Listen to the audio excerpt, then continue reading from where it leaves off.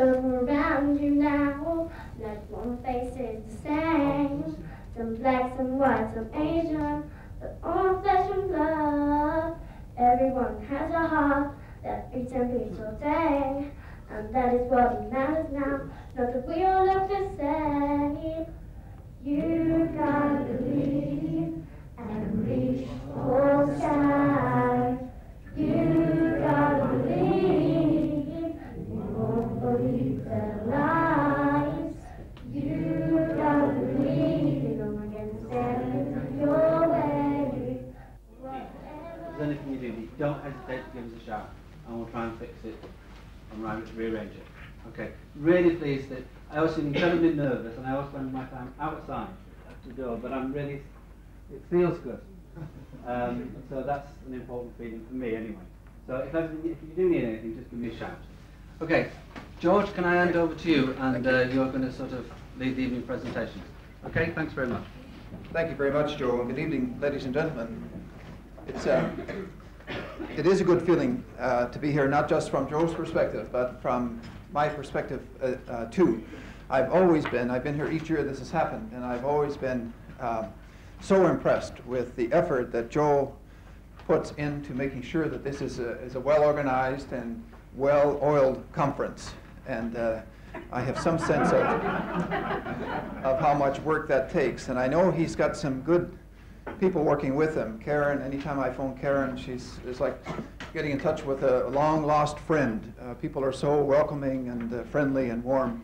It's wonderful to be back here and to talk about this most important issue. We want to say something tonight about inclusion in North America, and we'll share that in 3 or 4 or 5 different ways here. I'll take maybe the first 10 minutes or so and try to share with you some thoughts. I act as a consultant now, a management consultant. I'm not sure what that is, but that's how I pay the rent, and I've done that for the last couple of years. But what management consultants do most of the time is provide you with BFOs. You've heard of UFOs. BFOs are brilliant flashes of the obvious. And some of what I tell you, or some of what I share with you tonight, probably will fall within that category. I recently did a 2-day workshop. It was a Saturday-Sunday weekend kind of retreat workshop for the administration of a corporation. It was a corporate group who wanted to come together, and they wanted to talk about some issues around diversity and valuing diversity. They weren't really using the word inclusion, but talking about diversity. In fact, one of the things I might say about inclusion in North America from my perspective is that it has become the I word, and many people don't want to hear the word inclusion. So if we do a workshop and we really want people to attend, we don't put the word inclusion in the title anywhere. Because people typically will say, oh, I don't need to go to that workshop. I went to one last year. I know about inclusion because I went to a workshop last year, sort of thing. I don't need another workshop on inclusion. So we talk instead about valuing diversity and so on. In any case, I went to this 2-day event, and I was introduced as the consultant who would lead or facilitate this experience. And I've been in touch with the people, and they were very good to provide me with all of the information, but there were 2 things they hadn't told me. One was the president or the chief executive officer of this corporation hated consultants. And secondly, he hated more to give up his weekend. And it was his job to introduce me. So he said some good things about the corporation, and then he said some good things about me, and then he said, but you know how I feel about consultants. He said, they're people who know 200 ways to make love, but they don't know any women. How do you follow that? When you stand up to begin to speak, do you say, yes, I do? How do you follow that? You just have to kind of bite your tongue and accept it. Anyway, I think one of the things that's happened to me is in trying to understand the dogma that surrounds inclusion. In fact, recently I was with a group of people, and they were talking about karma and dogma. And it suddenly struck me that what's happened to me in my life is that my karma has run over my dogma.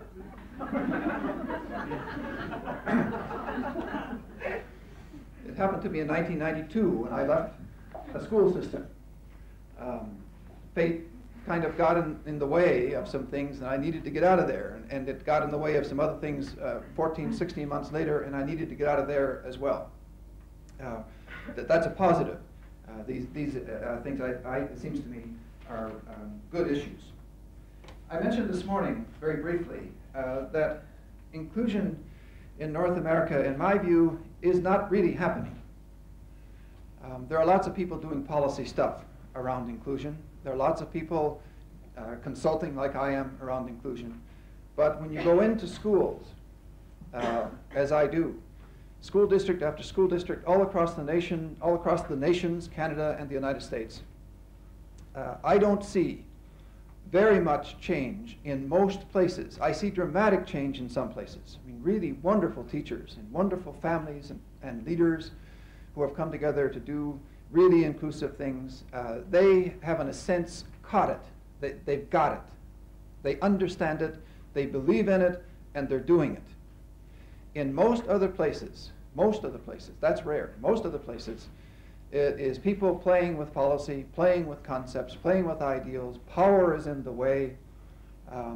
It's an enormous struggle to get anything useful happening. And if anybody does anything, it's usually seen as somebody stepping outside the line, their own boundaries. Territorial, jurisdictional issues get involved. And people really become angry with one another. There's a lot of anger and hate and confusion and contradictions in many school systems. I don't mean that to be bad news necessarily or depressing. I just think that's the reality from my perspective. I think it probably is a good thing. I think what it says is that people are now in the midst of a difficult struggle. They're no longer just talking about inclusion in theoretical, philosophical terms with no change in classrooms or in their lives. They're now beginning to do the change and finding it incredibly difficult. It's a real struggle. And I think many people will come out of that successfully and will become very inclusive people. I think others won't. I think other people will continue to resist and will not be inclusive people. It's not in their hearts or minds or souls to be inclusive people. And I think that's okay. I can live with them. I don't want them to be teaching children with disabilities or having very much to do with them. But there's a place for them in our lives, it seems to me. I wouldn't have said this 5 years ago, by the way. I just have become more open, maybe more inclusive in my own thinking. I have had the experience of working with people with disabilities, people whom I think for a long time offered great support. When I needed their support for something, it wasn't there. The people with disabilities didn't take the responsibility, it seemed to me, or the leadership to give back what they had been receiving for a long time, which is, I think, part of what we're learning about this incredibly difficult struggle. In any case, one of the things that I think Marsha mentioned this morning, that language is important. We need to understand what it is that's motivating us, and this has helped me. I've been struggling for a while to find some language that would do this. Every student is living the only life he or she will ever experience. Most of us, I think, can accept that. And if the school or any other part of our community or society, by intent, neglect, or oversight, makes that life less than it could be, then a crime has been committed in and by a cherished public institution. I find that motivational. I find that when I go into systems and I see this not happening, when I see little children vulnerable, our future, I see them getting chewed up and spit out by the system, I get really angry. And I come back to this and say, these people are diminishing that child or those children's lives. They're making those lives less than they could be. And in some places, I wouldn't go so far as to say that it's done with intent, but it clearly is done knowingly. I think that's one of the spin-off tragedies of what we're experiencing in our inclusive journey.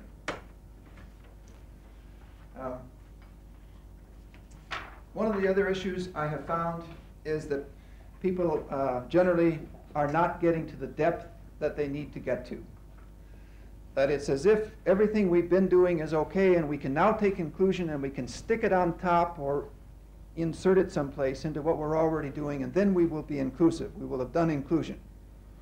In fact, in many areas I work in, I hear the superintendent of education, or in your case, the local education authority, do they still exist? Not for long, I guess, but I still hear these people saying, but next September we're going to do inclusion. See, we did racial stuff last year, and this year we're doing women's issues, and next year we're going to do inclusion. See, as if all of these things are things that are stuck out there, and somehow we can take them and put them on top of what we're already doing now, and that we will somehow do change that way. It won't work. It won't stay. Of the 4 social reform movements that swept through the industrialized parts of the world over the last 50 years, those 4 social reform movements being normalization, mainstreaming, integration, and now inclusion. Those are 4 different social reform movements. So inclusion being, if nothing else, a legacy to the other 3 social reform movements. As those reform movements swept across our nation, now I've forgotten the point I was going to make about that. In any case, people have not gotten to the depth that I think we've needed to get to in this regard. And I came across in the foreword of a book that I was reading on a plane coming back from Alaska one time, within last year. I came across this quote by Wittgenstein. And it seems to me that this says it. The problems of life are insoluble on the surface.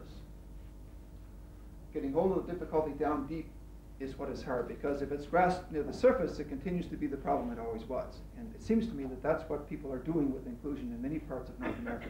They're simply dealing with it at the surface. We've got to pull it up by the roots, shake it till all the crap falls off. You know what I mean? And then replant it. It's called reinventing our schools.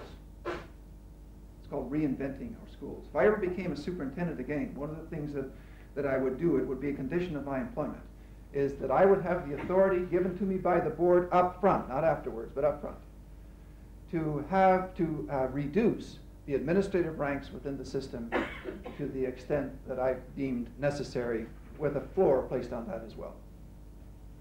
I think to have still in our systems today directors of curriculum, for example, directors of special education, directors of this, that, and the other thing.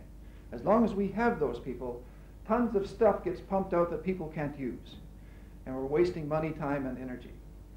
As a superintendent, I would have 2 directors. One would have a title over the door that would say Director of the Possible, and over the other door would be Director of Children, Adolescents, and Adults. One looking at the possibility for all these people. And all the people we would employ would be people that could make those possibilities, those dreams, come true for the people we serve. Okay? We need to get a hold of it down deep. And it really involves a new way of thinking about who we are, what we're about, what we're trying to do, what we're trying to achieve. We need to stop and ask ourselves, who are we? Who am I?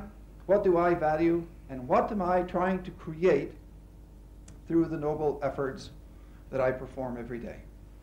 What is it that I'm trying to create? Have I ever sat with people and envisioned what the outcome of that will be? Do I know 5 years from now, 10 years from now, what I hope I will have been part of, and what I hope whatever I've been a part of will have accomplished? What I find is that most people don't do that. They're just caught up in the busyness of everyday life, and those visions simply are not there. The research says that when you ask people in all walks of life, whether they're parents, unemployed, employed, business leaders, whatever they are, what do you think the outcome of schools should be? Those people will say good citizenry, good characters, strong character, deep sense of morality, etc. But when we ask them, what do you think we should do in your school? They talk about mathematics, they talk about achievement. In language arts, mathematics, etc. Those are contradictions. And they exist out there, and they get in the way of building inclusive schools and inclusive communities. We need to come to deeper understandings. What is it we truly believe? See, Elliot Eisner at the University of California, Berkeley, his definition of education is the luring upwards towards higher levels of motivation and morality. Doesn't say anything about science or mathematics. He says luring upwards towards higher levels of motivation and morality. He says if we had highly motivated, deeply moral kids, reading and math levels would go right through the ceiling beyond levels we ever dreamed possible. But that's not what our teachers, do you know what? Many of our teachers would agree with that. Many of our classroom teachers would agree with that.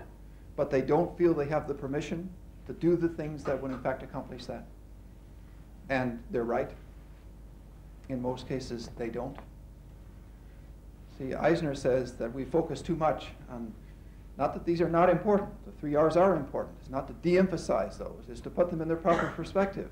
If we want people to be good citizens, people of good character, deep sense of morality, then we have to do things in schools. We've got to back up and do things in schools that will in fact get to that. See, that speaks to inclusion. People who have a deep sense of morality, people who are highly motivated, are very inclusive kinds of people. That's one of the characteristics. How do we get there? We've got to back up and do some things differently in our schools. It's a new way of thinking. Now, it cannot be, as is often the case in North America, it cannot be standardized, it cannot be dictated, cannot be forced. It has to be realized. Inclusion has to be realized. How long will it take to realize inclusion in my school if I'm the headmaster? I don't know. It's going to take some time, maybe 5 to 7 years. That would be reasonable. 3 to 7 years. It's going to take some time to realize it. Where is it realized? It's not realized in the ether, but in the mud. It's realized when the headmaster rolls up his or her sleeves and works with parents and all the other people who deliver educational services to those children. And they come together, hearts and minds and souls in classrooms, and they do things that help kids. That's when it happens. And in pockets across North America, we see it happening, and we are celebrating it. We need to celebrate it more. The good news is that those pockets are increasing dramatically in number. And the pockets themselves are expanding, so they're becoming bigger pockets. They're involving more people. Still enormous resistance, most of it based on money. I get so tired of hearing that we have no money. The people who say that believe that that's true. See, I don't believe it is. I believe if we thought that inclusion was important, we would do something to get the money. I think one of the things we should do, it annoys me to no end, to fly into O'Hare Airport in Chicago, for example, and pick up the Chicago Tribune, and on the second page see teacher assistants in the city of Chicago reduced by 50% due to budget cuts. Who are those teacher assistants serving? Children with disabilities. Why do we pick on the most vulnerable still in our culture? Why don't we cancel grade 7? It's a lousy year anyway. Think about it. What would we lose? Inclusion has to be realized, and it's realized not in the ether, but in the mud. Inclusion is not unveiled, it is discovered. Inclusion is not revealed. It's not John O'Brien coming in and saying, revealing inclusion to you, or Marsha Forest, or Jack Pearpoint, or Judith Snow. It's not a revelation, it's a discovery. And we discover it together by working in the mud, so to speak, by being elbow to elbow, serving the people we say we serve. In North American society, this helps me think about this in a more positive way, I think. American society is, we might say North American society, is unique among nations in its strong presumption of equality as one of the touchstones of national identity. All men created equal. It's written right in the Constitution. All men are created equal. At the time that was written, to be sure, slaves and women were omitted from the original intent of the phrase.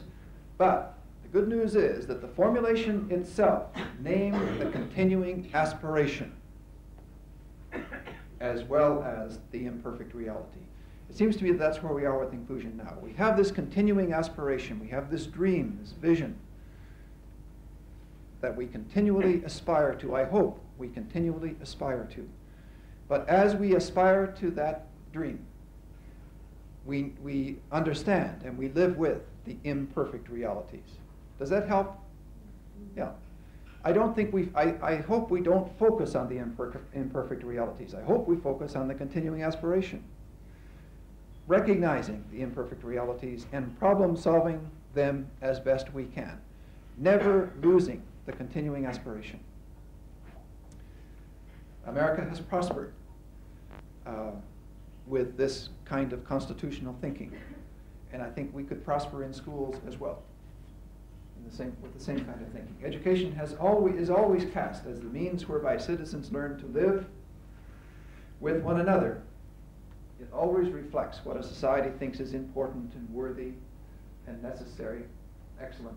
But all of those reflections are continually refracted and reshaped as social definitions and objectives shift.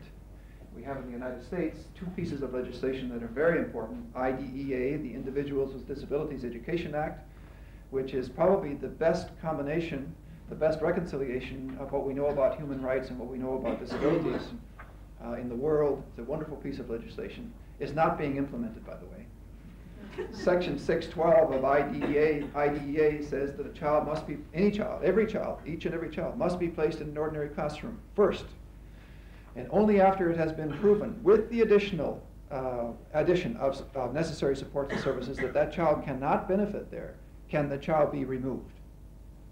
82% of the school systems in the United States are in non-compliance with Section 612 of IDEA. And when we talk about to the people in Washington, well, why don't you enforce your own legislation and then we would have inclusion? They say because we don't have the power to do that. If we forced inclusion, TASH, the Association for People with Severe Handicaps, would cheer. The Association for People with Learning Disabilities would eat us alive. See, we've got a world out there of associations focusing on specific groups of people. Each of them saying, what I want to create is a world of we, is a we world. But each of them representing an I world. It's not until all of these organizations and associations drop their jurisdictional baggage, it's worse than that, it's crap, and come together under some kind of umbrella group with specific streams under that umbrella that look at specific groups, not to lose any of the focus that's needed there. Washington, in the United States, Washington, D.C., the politicians remain paralyzed. They can only move 1 foot in any direction, otherwise some association is going to come and beat them up, take away political support. They can't afford that. So their actions are paralyzed. At the same time as we ask them to do things, we paralyze them so that they can't do it. And we have to come to grips with that. It's one of the real difficulties we have in North America. I want to say something about inclusion quickly, and then I'll stop. This research comes out of Syracuse University. Sue Lear is the author of much of this. I give her credit for it and all the people she's worked with. It's really wonderful work. April 1995, a couple of months ago, this research was published. People in my group will get a copy of the article. But inclusion is a basic value that extends to all children. Everyone belongs and everyone is welcome. We've been saying that for 5 years here. That's a BFO. But it's stated now on the basis of internationally recognized research. Inclusion is not conditional, and programs must fit the child rather than the children fitting the program. Again, a BFO, but I mean, it seems obvious, but when I go into school districts to talk and work with them on inclusion, the thing that gets in the way most is that they don't want to change the existing system. They don't want to change the existing system. They want to change children. They want to regroup. They want to reinvent kids or something. They want to do something with the people they serve. They strongly resist changing the system. And nothing changes till we change the system.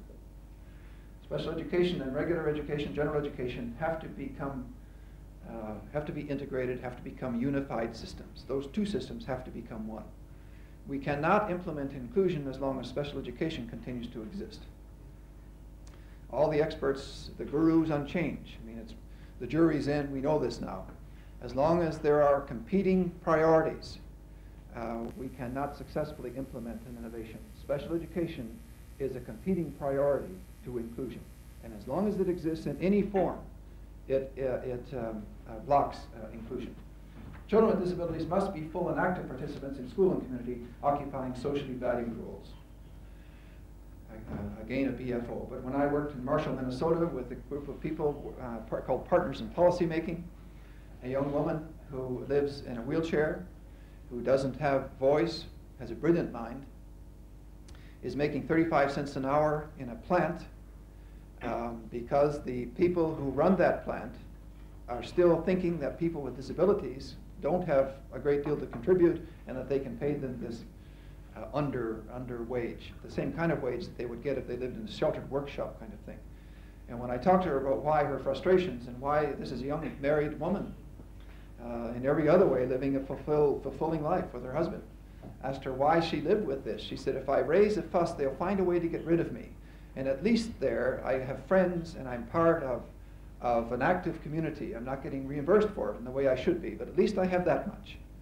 If I raise a fuss, they'll find a way to get rid of me, and then I'll lose many of my friends and the opportunity to meet with them. It's a sad commentary. Can you lay that on, George? Yes, I can.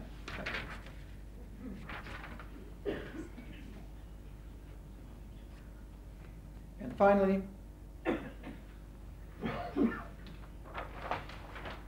I want to suggest to you that we have to get to what it is we believe in, and we have to come to some consensus around that.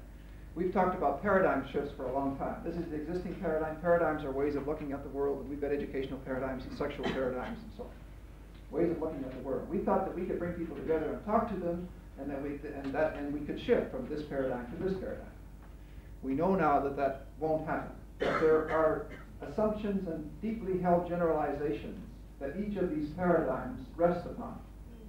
And until we get to these assumptions and generalizations, and we unearth them and hold them up to the rigorous scrutiny of our colleagues, which means that in some cases we'll have to get rid of some of these and take on some new ones.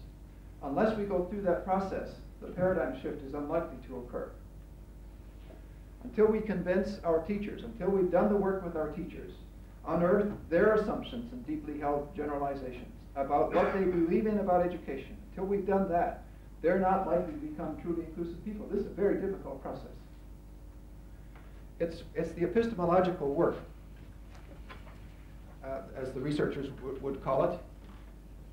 And we know that unless we do that, there are whole sets of tacit assumptions and presuppositions on which our knowledge ultimately rests. This paradigm rested upon a certain knowledge. And our knowledge changes, and we need to do a paradigm shift. But rather than have people come to understand and believe in this new knowledge, we somehow think we can tell them about it and the shift will take place. If the epistemology itself is found wanting, we may find ourselves knowing all kinds of things that are provable and demonstrable, but they're just not so. Don't you run into this all the time? I do. As Jonathan Wheeler said, it ain't that people are ignorant, it's that they know so much that just ain't so. Run into that all the time in school systems. Most paradigm shifts of the last 200 years have left the epistemology undisturbed.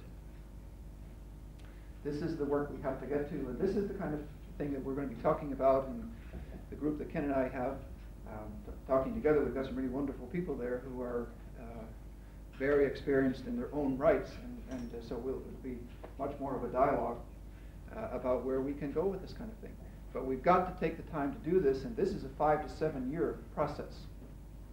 Taking the administrations of the school system away to talk to them in a nice retreat area for 2 days, convince them that inclusion is a good thing to do, and have them go back and send a memo out to the teachers and say, this is now what we've decided to do, please do it, is not going to work. All these people, all the teachers who are going to do it, need the same time doubled or tripled to meet in those retreat areas or wherever they come together to process their understandings and their beliefs. One of the wonderful things about belief systems is that we can exchange them, but it takes a lot of work. I know lots of teachers who are trying to be inclusive because it's the thing to be, but they don't believe in it.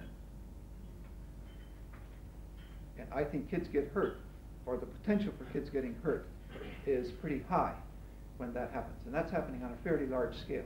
It's not that they're bad people. It's just that the time hasn't been taken to process with them what they understand and what they believe. And if the time is taken, people will feel safe to continue to say, I don't believe in this yet.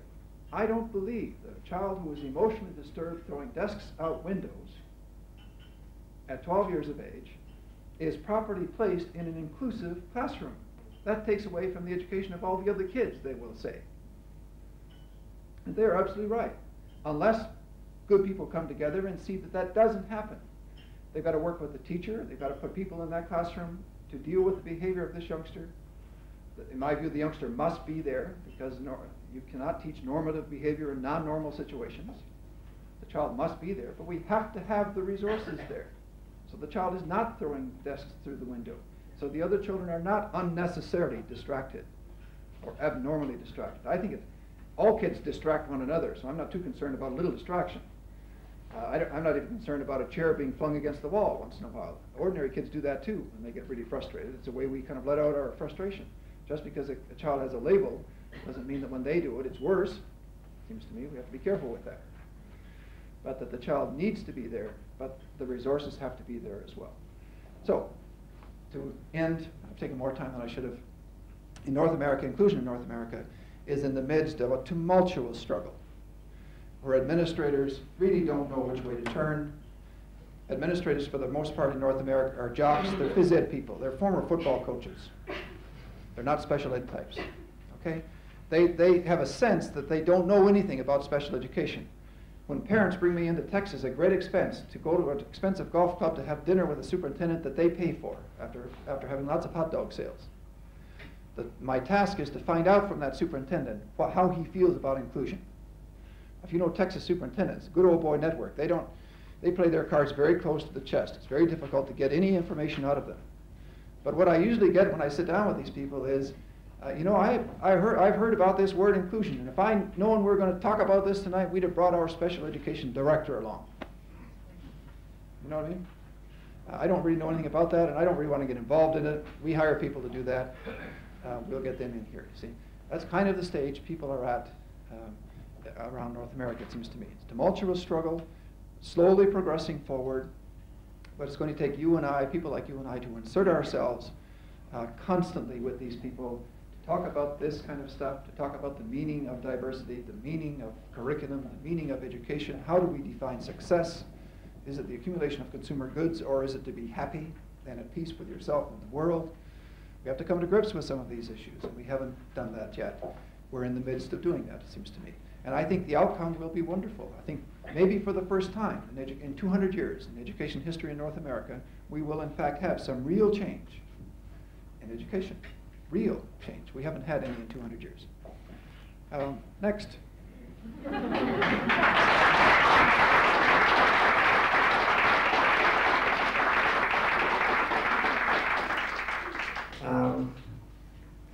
Well, I promised you that I would speak about how, in what way disability is not real. And I must confess that I've done this many, many times. This will be the fifth time I've done it for the Bolton Institute of Higher Education. And I'm beginning to get a little pissed off, which is a North American expression, which means I'm angry. And why I am angry is because a lot of what George says really is right on, I think, and what other people will say is right on, but just to give it a bit of a personal perspective as well. I see too many people dying. Not that, I mean, we're all going to die, that's not necessarily the issue, but I just see too many people, like the first thing George said, people have lives, and people are contributors. And I just see too many people not contributing, not being valued, not participating, and yes, being killed, which is the big secret that nobody wants to talk about, is that we actively kill people. Actively kill people when we've decided that they don't have enough contribution to make to our society, that their lives are have no quality, or that they're a burden to society, or there's all kinds of language around it. And I'm angry because I remember all that from more than 40 years ago. I'm 45 plus now. I remember all that from when I was a little girl, and it was my commitment to try and change that. And I don't see it changing bloody fast enough. Thank you very much. So I'm angry. And I'm particularly angry because it is simple. Anybody who wants to tell you that it's not simple is lying to you. It is simple. Now that doesn't mean it's easy. It does require work. We are all capable of doing work, so we can do it. What it is simple. Inclusion is very simple. Giftedness is very simple. So I'll begin by saying what disability is, so you get to see the picture. If I say to you that there's a disabled car or a disabled van blocking the intersection of M61 and M63, right? They come together in here at some point. What you know is that that intersection is not useful at that moment in time. What you know is that that car or that van is not functioning as a car or as a van. You know that it has functions. You know it would make an excellent road barrier. Like if the police wanted to block up that intersection, if they put that vehicle in that place, it would work as a road barrier. You know that that vehicle could work as other things.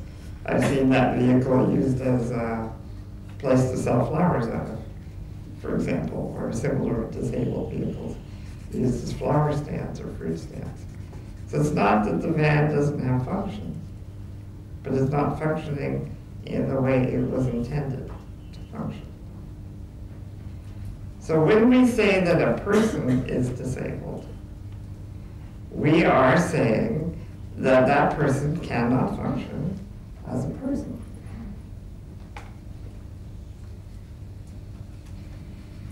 Now that does mean something quite specific. It's not conscious, so you have to look at it. That's part of the real work we have to do. You have to look at it. But it's simple. It means that we don't think that person can contribute in a valuable way to valuable relationships in our community. So you see everywhere in the world, people who have been labeled disabled have relationships, but they're not the same as the relationships that other people have. So they have lots and lots of people in their lives who are paid to be there, and their job descriptions look like, will manage your behavior, will tell you what you should do with your life, will make sure you're not a burden to anybody else, will look after you because you're helpless. And then you have a few people who really love that person and go out of their way 20-fold to try to make that person's life work. And then you have a bunch of wonderful little volunteer type people who run hot dog sales and do things like that. But you don't have real friends, or very few. And you don't have people with whom you are participating, or very few. It's that way everywhere. if you've been labeled disabled. And it comes out of an idea that we have. George talked about the paradigm shifts and so on. It comes out of a very specific idea that we have about the world. And this is a simple thing. Right? It's the idea that the world is like a shopping mall. You know what I mean by shopping malls? Where you go to the store, if it's on the shelf, you buy it. If you don't have the money in your pocket, you can't have it. Or if it's not on the shelf, you can't have it. We go through life, and you've got to think about this, right? We go through life as if what we wanted out of life was on a shelf somewhere. But if you don't have the money, you can't have it off the shelf. Or if it's not on the shelf, you're out of luck. We go through life as if life was out there, and our job was to get it off the shelf. And if you happen to be not able to walk, or not able to see, or not able to use words, or whatever, then you can't get it off the shelf the same as other people can. So poor you, too bad. Let me try to fix you so you can get it off the shelf. Right? Let me help you learn how to walk. Let me help you learn how to see. Let me control your behavior for you. Let me make up for the differences in some way. But whatever it is, let me fix this so you're the same. So this is not just about the people with disabilities. It's about us and the way we think about the world that creates this group of people that we say needs to be fixed. But is the world really like a shopping mall? No. It isn't. The world is what's created when we interact with each other. And it's very, very simple. The simplest example I can give you of it is to tell you that my sister has blue eyes, very much like my blue eyes. But my sister doesn't like the color of her eyes, so she buys tinted contact lenses. Now, if we all had exactly the same color of eyes, just imagine that. You can't actually, but pretend you could, right? Imagine that we all had exactly the same color of eyes. Would we ever talk about the color of our eyes? Would we ever write songs about the color of someone's eyes? Would we ever write poetry about the color of someone's eyes if we all had exactly the same color of eyes? No, we wouldn't, would we? We would not know that our eyes have color if we all had the same color of eyes. But in fact, we have blue eyes and brown eyes and green eyes and hazel eyes and black eyes and red eyes and pink eyes and bloodshot eyes and black and blue eyes and all sorts of different colors of eyes, right? Yellow eyes, if you've got jaundice. And so we can do stuff because there's a difference. And that's the point. That's the point. Get it? That's the point, right? We do stuff because there's a difference. If there were no difference, we wouldn't do anything, because it wouldn't mean anything. Everything that we do as human beings, everything that we do as human beings, we do because it means something to us. And meaning is only possible because of difference.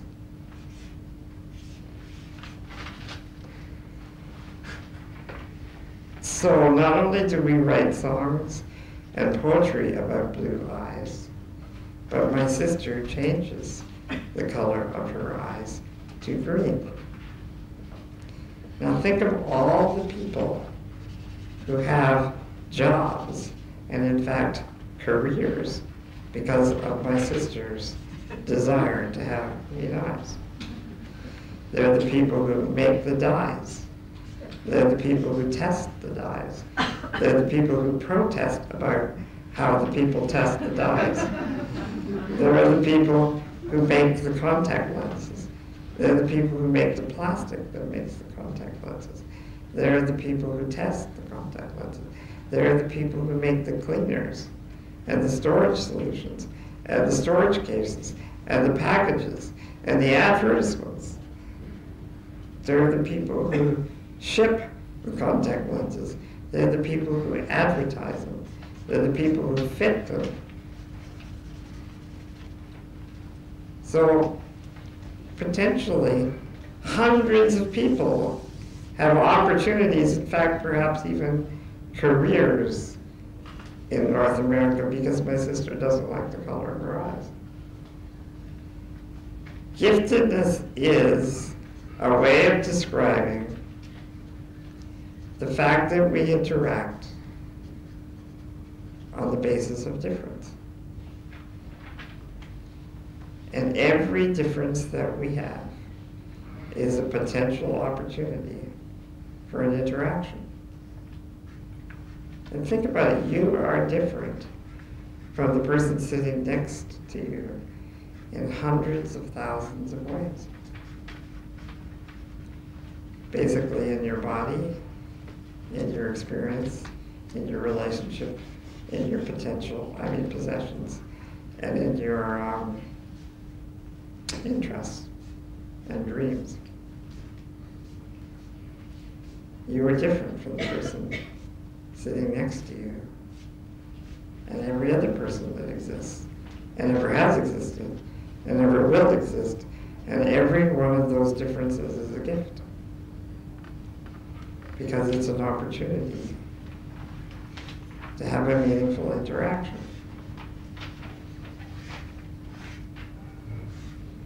So what is not walking or not speaking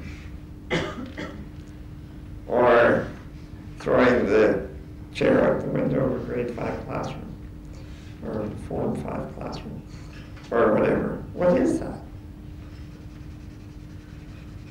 It's a difference.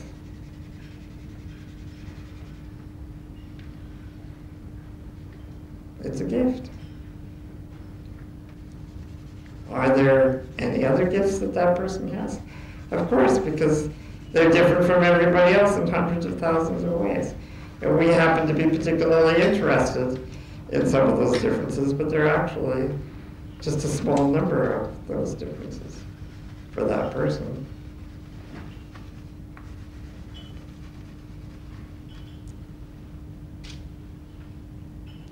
So, it's hard for me to say this in 20 minutes. Try to edit myself here. The point is that we know what to do with gifts, and we don't know what to do with disabilities. We do know what to do with gifts, or we don't know what to do with disabilities. So whenever you see a bunch of people who don't know what to do, then you can be sure that they don't know what to do because somehow they've started to think about disabilities. You see, the word disabled has certain effects on the human being, on how we perceive each other. If you hadn't met me, and I was talking to you on the telephone, and I said to you, I'm disabled, what would you know about me that you didn't know before? Nothing, really, right? And so what you do with nothing is you make up a big, scary story about it. You say, I shouldn't know that. I shouldn't get involved with this person because I don't know what to do. Because disability doesn't mean anything. Now, obviously, you don't say that consciously, but you do say that in your mind to yourself. What you do with a gift, though, is a very different thing. You see, we all know what to do about our differences. We all know that our opportunities in life are created out of our differences. It's like that jigsaw puzzle. Jack, can you turn on that? The overhead? Yeah. It's like a jigsaw puzzle. You see, if a jigsaw puzzle only had straight lines, if all the pieces only had straight edges, it wouldn't be a jigsaw puzzle, would it? It would be a pile of junk sitting on the floor. It is, in fact, the little innies and outies of the jigsaw puzzle that make it possible to stick together, that make it into an interesting thing to do. Well, our communities are like that as well. Our communities are built up of these interactions, and the interactions are based on differences. And then you could call those differences the innies and outies, right? The things that we need to ask for, or decide to ask for, or decide to create, based on our differences that create our life. Life is a lot more like a jigsaw puzzle than a shopping mall, in other words. And we know how to support each other to be different. When I went to high school, there was a young woman who liked to dive. Now, diving is a gift, right? It's a difference. How many people here have ever dived? Into water, that is. Put your hands up high. See, look around. How many of you would do it again? It's not very popular diving in Britain. But that's a difference, right? About a third of you have dived or will again, and about 2/3 of you won't. Now, people knew what to do with Beverly Boyce's difference. She went to the Olympics 3 times in her life. What does it take to support somebody to be an Olympic class diver? Well, it takes her getting up an hour and a half earlier than everybody else and doing weird things with her body. It takes some extra money. It takes a swimming pool. It takes a coach. It takes spectators. It takes people like Stuart over here making films, right? It takes TV stations. It takes Olympic committees. It takes people to raise money. It takes government regulations. It means she had to have tutor at school because she was away a lot. And she had to have friends when she was at school, because we wouldn't want Beverly to get to thinking that she was nothing but an Olympic class diver, right? We want her to realize she's just one of the gang. So we bring her down a peg or two every now and then. She needs to graduate with the rest of us. People know how to do that. Does that mean that everybody in Pickering District High School was involved in Beverly's diving? No. But enough that you could go and say, will you give $5 for this thing at some point? Or will you come and watch the show at some point? Or will you join the committee, or will you write a petition to the government in some way? Now, what do you suppose it would take for me to go to high school? The same high school. See, I have to get up about an hour and a half before other people do. I have to do some weird things with my body in the morning. I need a little extra money. I need an association to look after my unusual needs and some government regulations. I needed friends at school. I needed to make sure that I wasn't thought of as being too special. I didn't need the tutor, but I might have. But it's a big deal when we call it a disability, right? And we have to make a special school when we call it a disability. And a whole lot of people think they shouldn't be involved when we call it a disability.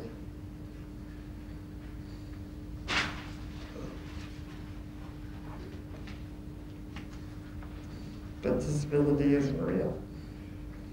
So it's simple. What it requires is for us to decide that we do know how to create a world where everyone participates. We already have been doing it for hundreds of thousands of years. The only thing is we've never included everybody in it before. We've always said up until today, some differences are more important than others, and some differences are okay and some aren't. But we can change that. It's simple. It may not be easy, but it's simple. All we need to agree about is that every difference is a valuable difference, and then create the world that we want. Thank you very much.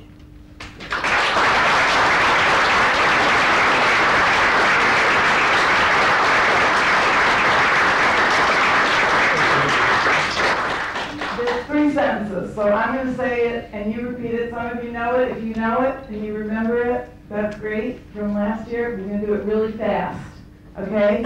Tell me I'll forget. Tell me I'll forget. Very good. Show me I may remember. Show me I may remember. Involve me and I'll understand. Involve me and I'll understand. I want you to think about that for the next couple of days, because if we simply had the very wonderful stuff that we've had today, all this wonderful information, for example, that Judith and George just gave you, and this is hard, cold fact that I'm giving you now, that every business person knows because they don't have the time to waste in their kind of staff development stuff, you would remember approximately 10% of what you just heard if it was simply told to you. Add the graphic, which all of you think, oh, I couldn't possibly do that, just Ken and Jack can do that. Okay? These gifts don't just belong to any one person. You can all do that. Some of you will be doing that by 2 days from now. Okay? Add the different learning styles. All the research is in on it. You take the statistics up to 40% more chance of people remembering anything that anybody's done. But the mind-boggling factor for me is the 80% factor when you literally involve people in solving their own problems and learning together. Think about your own places of work, your own families, your own systems, whether it's human service education or your own family. How much time are people spending telling? How much time do they involve the visual? And how much time do they involve? So putting this into practice, we're not going to ask you what are you feeling, we're going to ask you what you're thinking, and we're going to use this wonderful, beautiful talking stick that was given to us by some people. Talking stick is an Aboriginal, beautiful piece of art. The wood symbolizes integrity. The rabbit fur symbolizes fear. The beads symbolize exchange, and we're going to ask you to exchange what you're thinking right now, without the judges' stuff on it. So we've written it up, and I need 2 people. This will take literally 3 minutes, and we need to really move fast, so don't be shy. We need 2 people. Okay, 1 person. I need 2 more people. We'll do it with 3 people.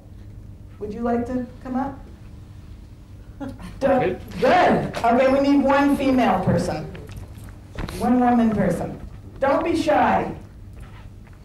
Because we're not judging, right? Everybody, you are all sitting here going, oh my God, and yet you're in education and human service. You're always asking people to do things. Seriously, right? Are you always asking people to do things? Yep. We've got it. You should all be literally jumping up. One female person, jump up. Thank you. All right, we're going to give this to you first, okay? You two are going to do something that I wouldn't dare to speak for Britain, but in North America, the hardest thing for people to do is listen. And I'm not kidding. You want to know the absolute, so you have to listen. Yeah. Okay? That means no sound emanating from you two. And you're going to speak for 1 minute. I'm going to time it. And the question is, what are you thinking about this whole day so far? And all of you are going to do this also just with each other. It's not enough to just sit and hear.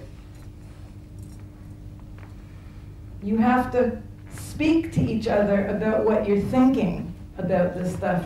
That's when change can happen. So we'll give you the first minute, and I'm going to put that beautiful Navajo flute on in the background because it gives people that safety net so that they can speak. Okay? And what are you two going to do? Listen. Listen. Okay, for how long? 3 minutes. 1 minute. 1 minute. 1 minute. And how long are you going to speak? Now, the tricky thing here is what if she doesn't take her whole 1 minute? This is the North American disease. It's the interruptus diseases. What we're asking people to do is to, and something we're really learning, is to let people live with the silence.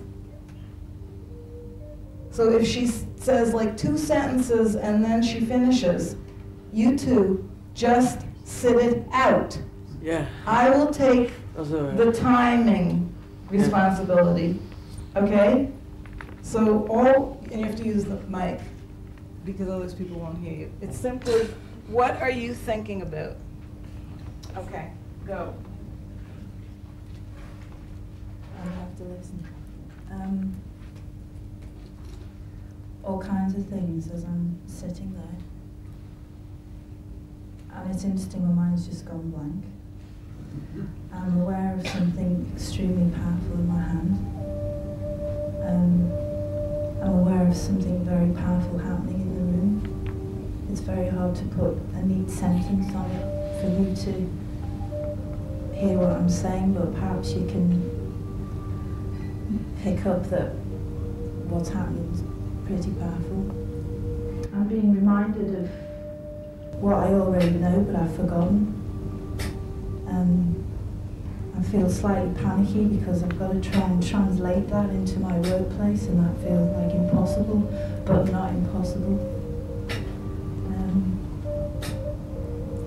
It's wonderful. I feel really happy to see my friend Judith again. I mean,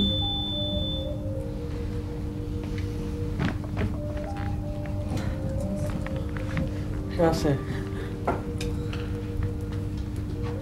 What are you thinking about? Oh, well, meanwhile, it's all going okay, and all the people enjoy themselves, and it's good to be here again like last year, and we're really enjoying ourselves, and we're hoping that, looking forward to the 2 more days. 2 more days to come, and we're looking forward to that. So, I'm so pleased this nice meal has been cooked for us. You know, even it's not residential, it's still, some of it's residential, but we all get nice food, we do everything.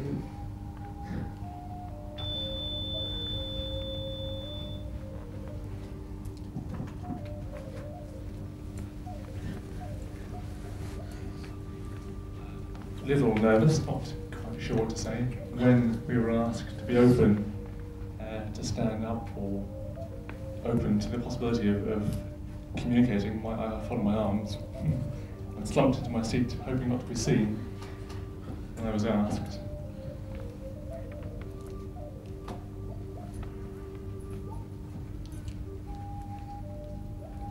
very challenged in a variety of ways, really, and just trying to listen and to hear what's being said.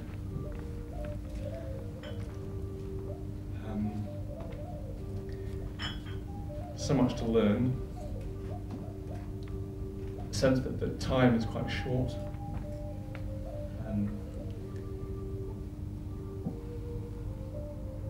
Trying not to focus too much on my little microcosm of life, in my work, in my part of the world. Thank you. Now the three of them, while you're doing this, have a chance to have a dialogue with one another based on some thinking, not based on some arguing. See, we believe, and we're working very hard to create a set of tools that match some of the words that are being said, to take people from the paradigm of exclusion into the paradigm of citizenship. And you can't use the old tools to get you to that new place. So just be very careful. We are not saying never give people content. You just heard brilliant content. But then it's time to take a breath and have people have a conversation.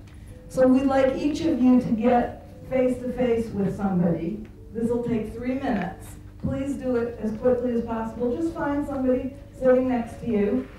I'll do the ding thing again. Okay? You three can have a conversation now. Okay?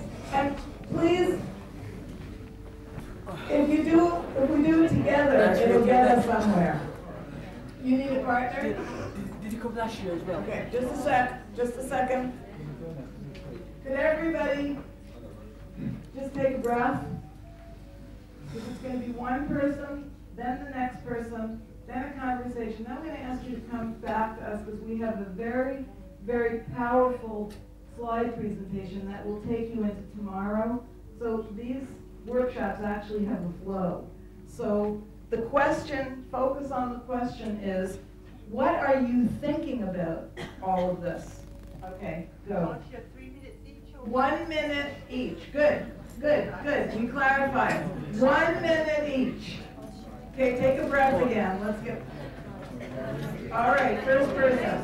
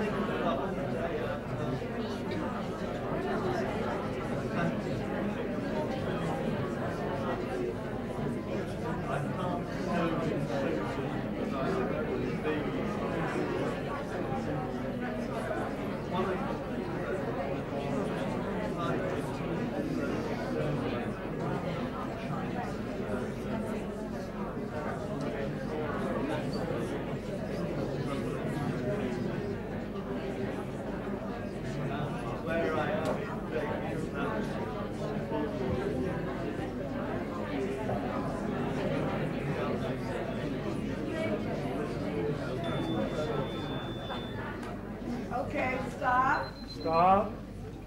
Take a breath. Second person. Your minute begins. Go. Last year. Okay. I really enjoyed myself. It was a nice holiday. As I worked really enjoyed it. Spent time to do it. Be able to be I really enjoyed myself. I enjoyed the meal.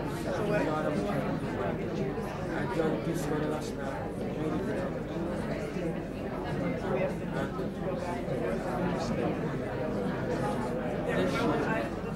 Today, I'm enjoying it. It's really good. Looking forward to the 2 bodies. It's really nice. It's like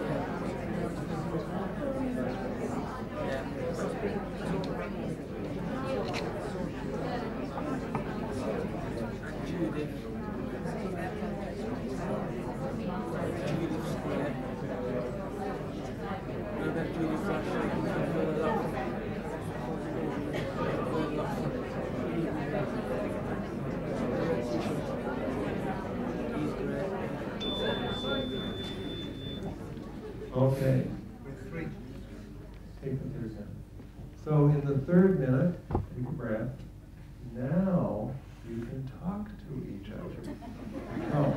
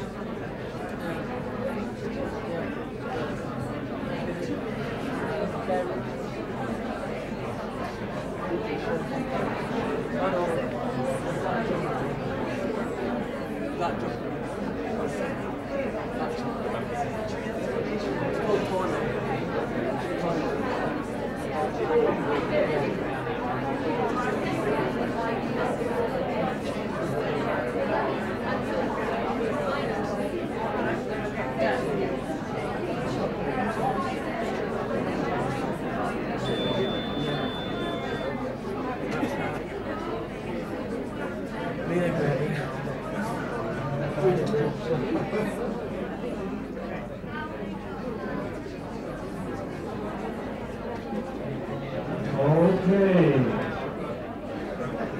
Now's the hard part. We're going to ask you to stop talking. We'd actually like you to listen to some other input from you. But this little reflection exercise is a very powerful tool. If you use that in your family, in your community, in your classroom, and gave people in a meeting with your team, gave people a minute, just to think quietly, talk about what they're thinking about, what's important, what do they think about the issue at hand. Do you know how much time you would save? Because you'd get to the point. You wouldn't be dancing around the edge. You'd give everybody a chance to get on topic, to get centered. Very powerful tool. So we hope you'll think about using it. Now what we want to do is introduce you to some slides. The slideshow is called, what do you see? And that's a constant question throughout the slideshow. And if somebody can find more lights to go off, it'll likely be a little better. So don't worry too much. If they go off, it's good. All of the people in the slideshow, more or less, we worked with. So this is not something abstract. This is life.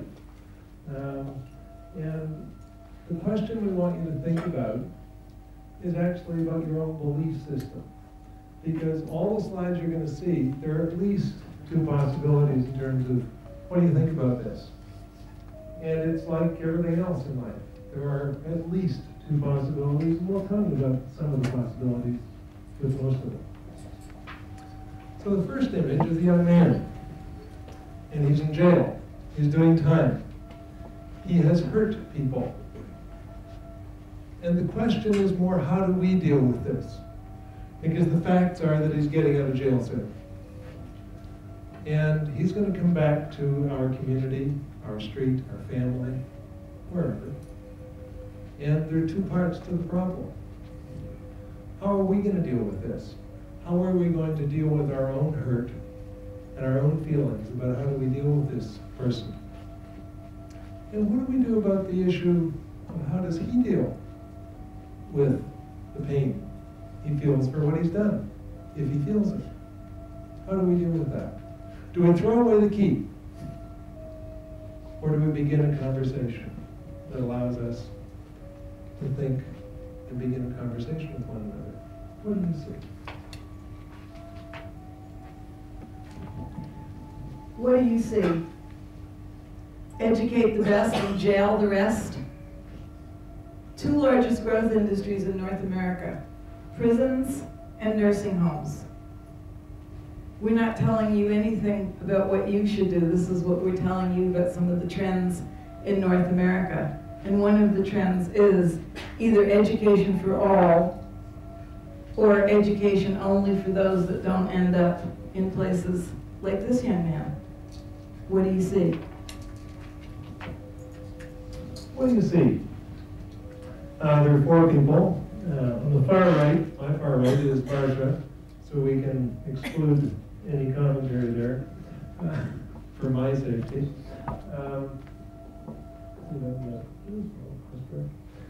I'll only mention a couple of people just for time, but one of them is in a green shirt. It's a man who, depending on where you are in the United States, has many labels. Lots of people would refer to him as a troublemaker, an antagonistic firebrand who goes around rabble-rousing and causing all kinds of messes, gang leader, lots of pretty strong names might be put on Shafiq Abu Tahir, who's also a friend. And Shafiq is an interesting man with lots of different labels. He wears chains welded on his wrists. They're welded there until his people are free. He's a person who continues his struggle to survive with cancer. He's had it 20 years. And he just keeps saying, no, I ain't quit yet. Because Shafiq is a man who stands between young people with guns, gangs, and says, we gotta figure out a way not to kill each other. So what do you see?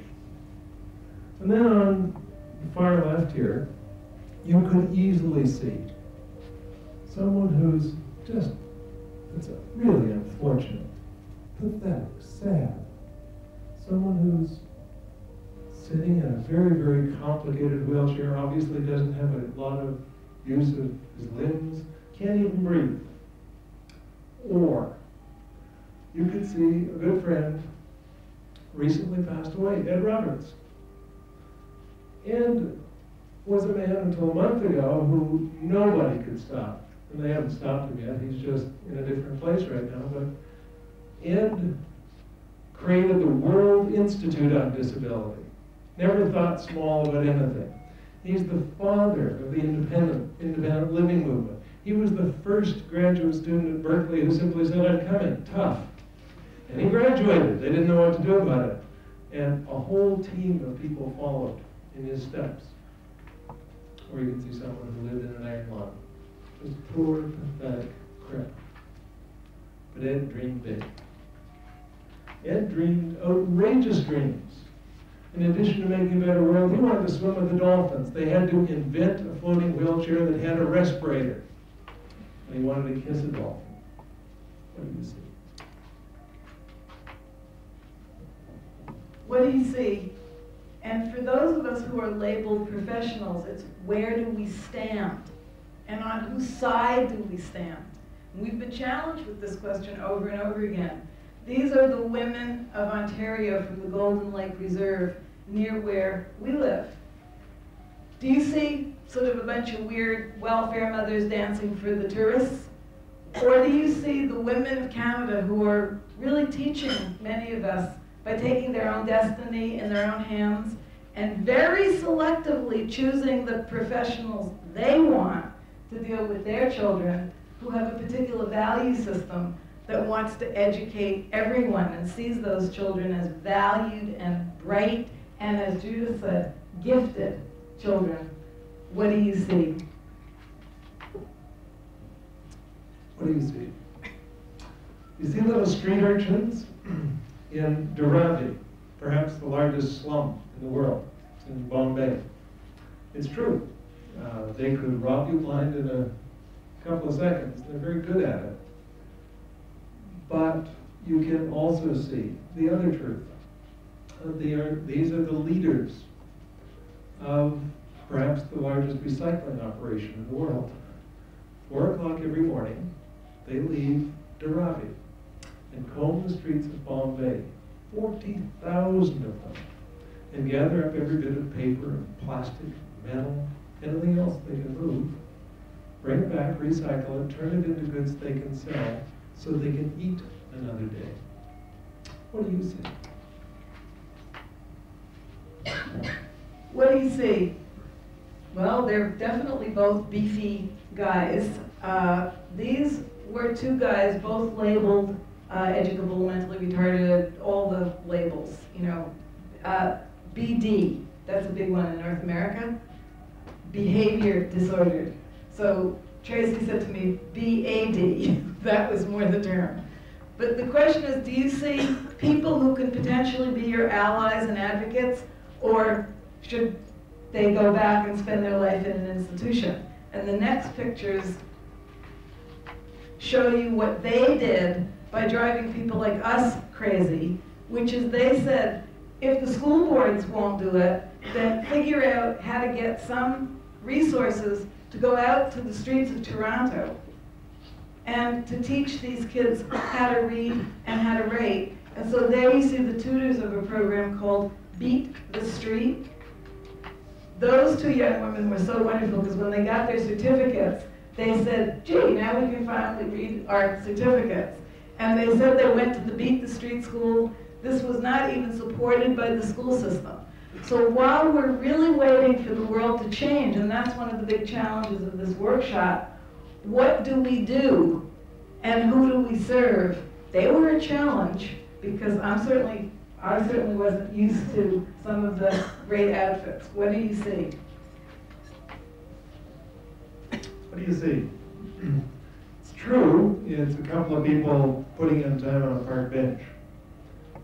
It's true that one of them's an old wino. He has a drinking problem and he has been beaten up. And the other, just a ne'er-do-well kid. It's also true that the old man has a dream. His dream is to read to his grandchildren. The young man is no longer with us because he died of AIDS. But he came to Beat the Street, rejected by his family and friends, and he said, I've got some talents and some time. Can you use me? So here he is, at the end of his life, giving birth to a dream for the old man so he could read to his grandchildren. What do you see? What do you see? 5 kids or 4 kids and a problem. You see, in looking at the picture, what Judith wants you to see, what we want you to see, is 5 children, each with unique gifts. And the child that has the most significant problems in that picture is not the child who you would automatically think. So what do you see when you look at 5 children? What assumptions do you make? Can we start to learn not to make assumptions? And can we then look very hard at that? We won't tell you who's who in that picture, but just think about it. What do you see? What do you see? You see 2 delightful sisters, just going off Girl Scouts, happen to be in Australia. Or do you see one gifted child and one profoundly, our new term, blah, blah, blah. A child who cannot be welcomed into the school where sister goes. So they both moved.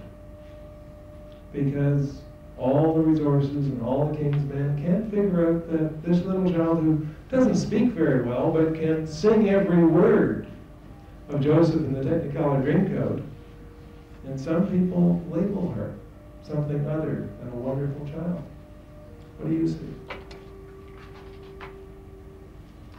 What do you see? Medically complex or a circle of friends?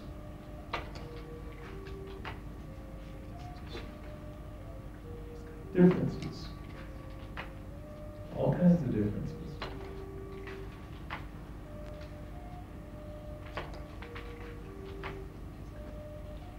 Do you see a freak? Or do you see a sadhu, a religious leader in India who has reached a point in his spiritual journey where he no longer requires a connection to the earth as we know it? What do you see? Remember, you saw both of these people before? Now, this is about what's going on. This picture is the seed of the hope in North America as opposed to the despair. That's Tracy talking to Carla, who was about to graduate from high school. And Tracy basically saying, if somebody had done some of this stuff for him when he was in school, maybe he wouldn't have ended up in prison. The international trend that we see in all of this is whether we as a society are going to say, oh Tracy, oh Carla, you figure it out, or are we going to put the resources? And see, we're not saying this won't cost money. We're just saying, as George did, it's a matter of reallocating the money into where it really matters. Okay, guys, what do you see? Micheline, is she here? That's the picture we carry around, and we basically say, do you see leadership or do you see problems? And we see two of the strongest women we know, even though one of the women is still quite young. What do you see?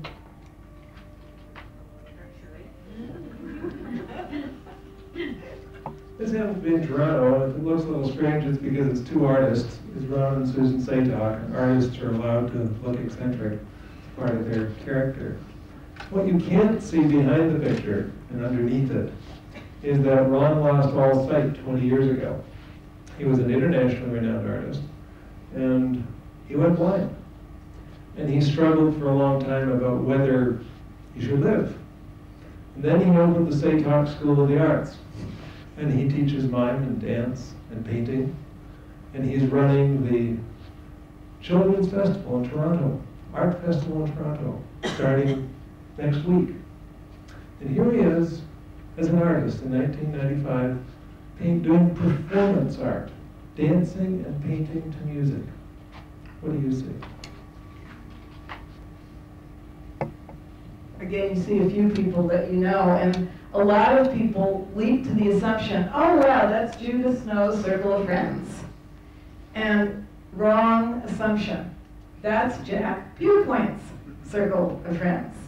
So we always assume that it's the person with the visible disability that's the person that's in great need. At this particular point in Jack's life, it was Jack that needed a circle. And so you will hear us say over and over and over and over, don't do any of this to another human being if you don't think about it in terms of what you'll do in terms of your own life. Don't do to other people what you won't think about doing for yourself. So Jack actually had to reach out and say he needed a circle.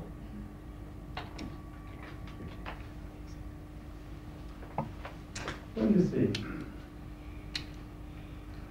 Do you see an old man eating a crust of bread, pretty much waiting to die? It's possible. I suppose in a sense it's true, because this gentleman is 79, but he's also Uncle Fitu. And in fact, this is Uncle Fitu at the Tuhoi Festival. Tuhoi are a tribe of the Maoris in New Zealand.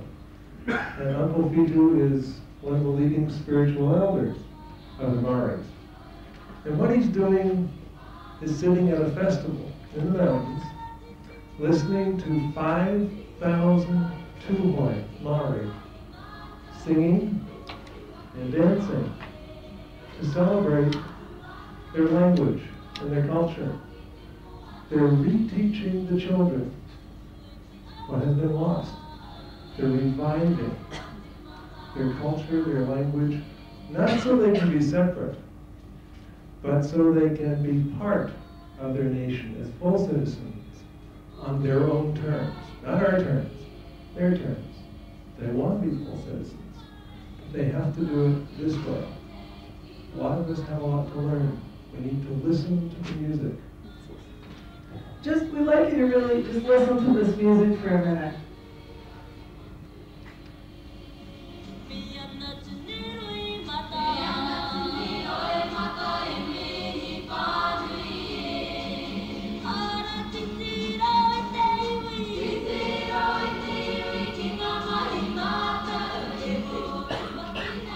For Jack and I, this is the basis of what inclusion is about, which is basically about democracy. These people don't have the money yet, they don't have the resources yet, they don't have the recognition yet. They decided, 5,000 strong, to say, we're going to take our own destiny in our own hands, we're going to try to figure it out. It's taken them years.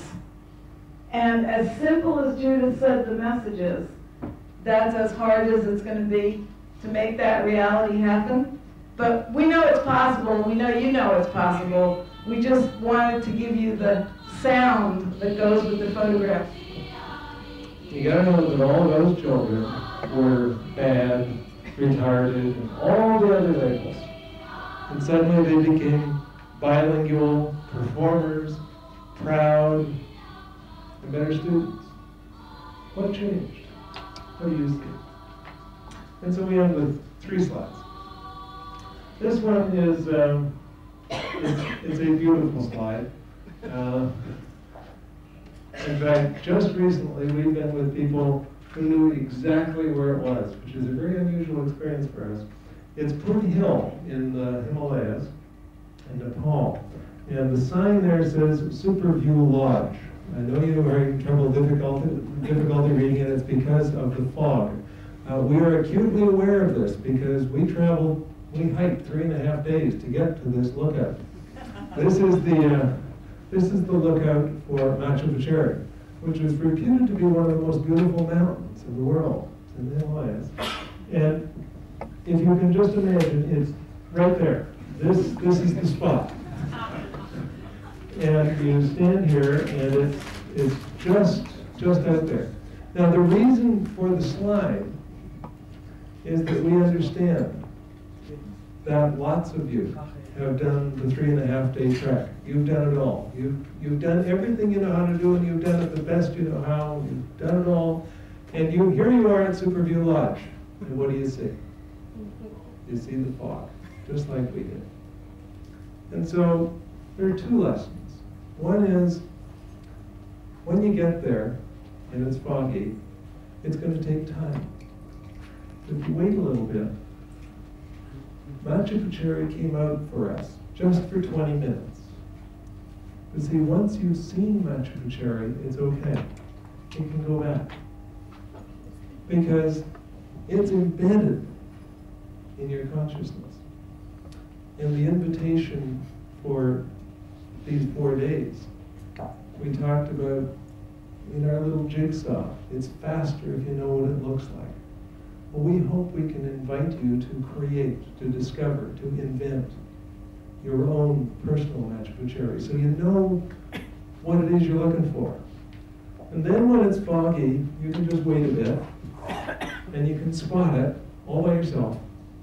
And once you've seen it, you don't see it all the time, and it doesn't matter because you know it's there. It can go behind the fog. So the last slide is a dream catcher. And that's partly what we want you to see. Is your own, and what we want you to create is your own personal dream catcher. This is an Abenaki dream catcher, but they all have very similar basic characteristics. They've been created by almost every North American Aboriginal tribe, but they all have the same basic elements. On the occasion of a birth, the elders go and gather twigs, and they bend the twigs into a circle and let them dry. And the circle is the circle of life. And then within the dried twigs of that symbol, they tie mesh, some kind of netting gut, but it becomes a net, but a big net. And then the third element, it has to be on a dream catcher, is a feather. When those are all put together in many forms by many traditions, then they are presented and hung above the bed of children. And essentially, we are all children at heart. And the reason this is done is a beautiful myth, a myth that we can all use and learn from.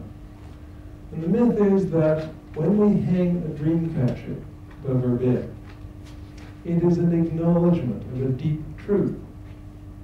The truth is that we all dream, and we all have nightmares, and they are intertwined. We don't have one and not the other. But by putting up the dream catcher, when we dream, and when there is a nightmare, the nightmare gets snagged in the mesh, in that heavy netting. And it stays there until dawn when the sun rises and burns it off because it's caught in the net. But the dreams are very delicate and finer stuff. So they get caught in the filaments of the feather. And the delicate filament of the feather protects our dreams from the sun till morning, so we can gather our dreams, so we can have a future. So we hope that tonight and these next 3 days you'll be able to gather your dreams and begin to create your own future.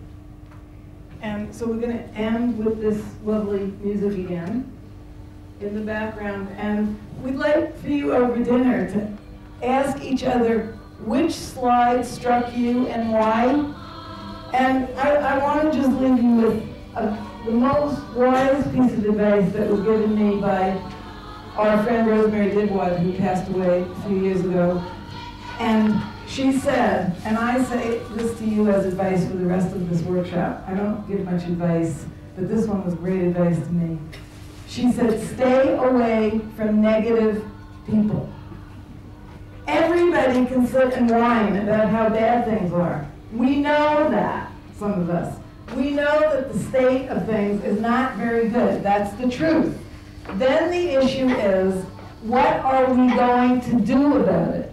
So she said, unless things give you hope, hopelessness breeds all kinds of very, very dangerous things. Hopelessness and despair lead to people murdering Judith. That is a fact. And Gary and Rosemary also said, when you're feeling very alone and isolated, open your eyes, because there's an entire human rights movement out there. This has nothing to do with disability. This has to do with creating a new kind of society where Judith won't be scared to die. And the fact is, and I honor you with this, Judith, I truly do, with the fact that it was 16 years ago that Judith was in a chronic care hospital, because there were some people who thought that that's where she belonged. And the fact is that today she's part of this Bolton Institute because there were other people that felt that this is where she belonged. So by whenever this thing ends, the question's going to be, what do you see and what are you going to do about it? So have a good dinner. Thank you very much.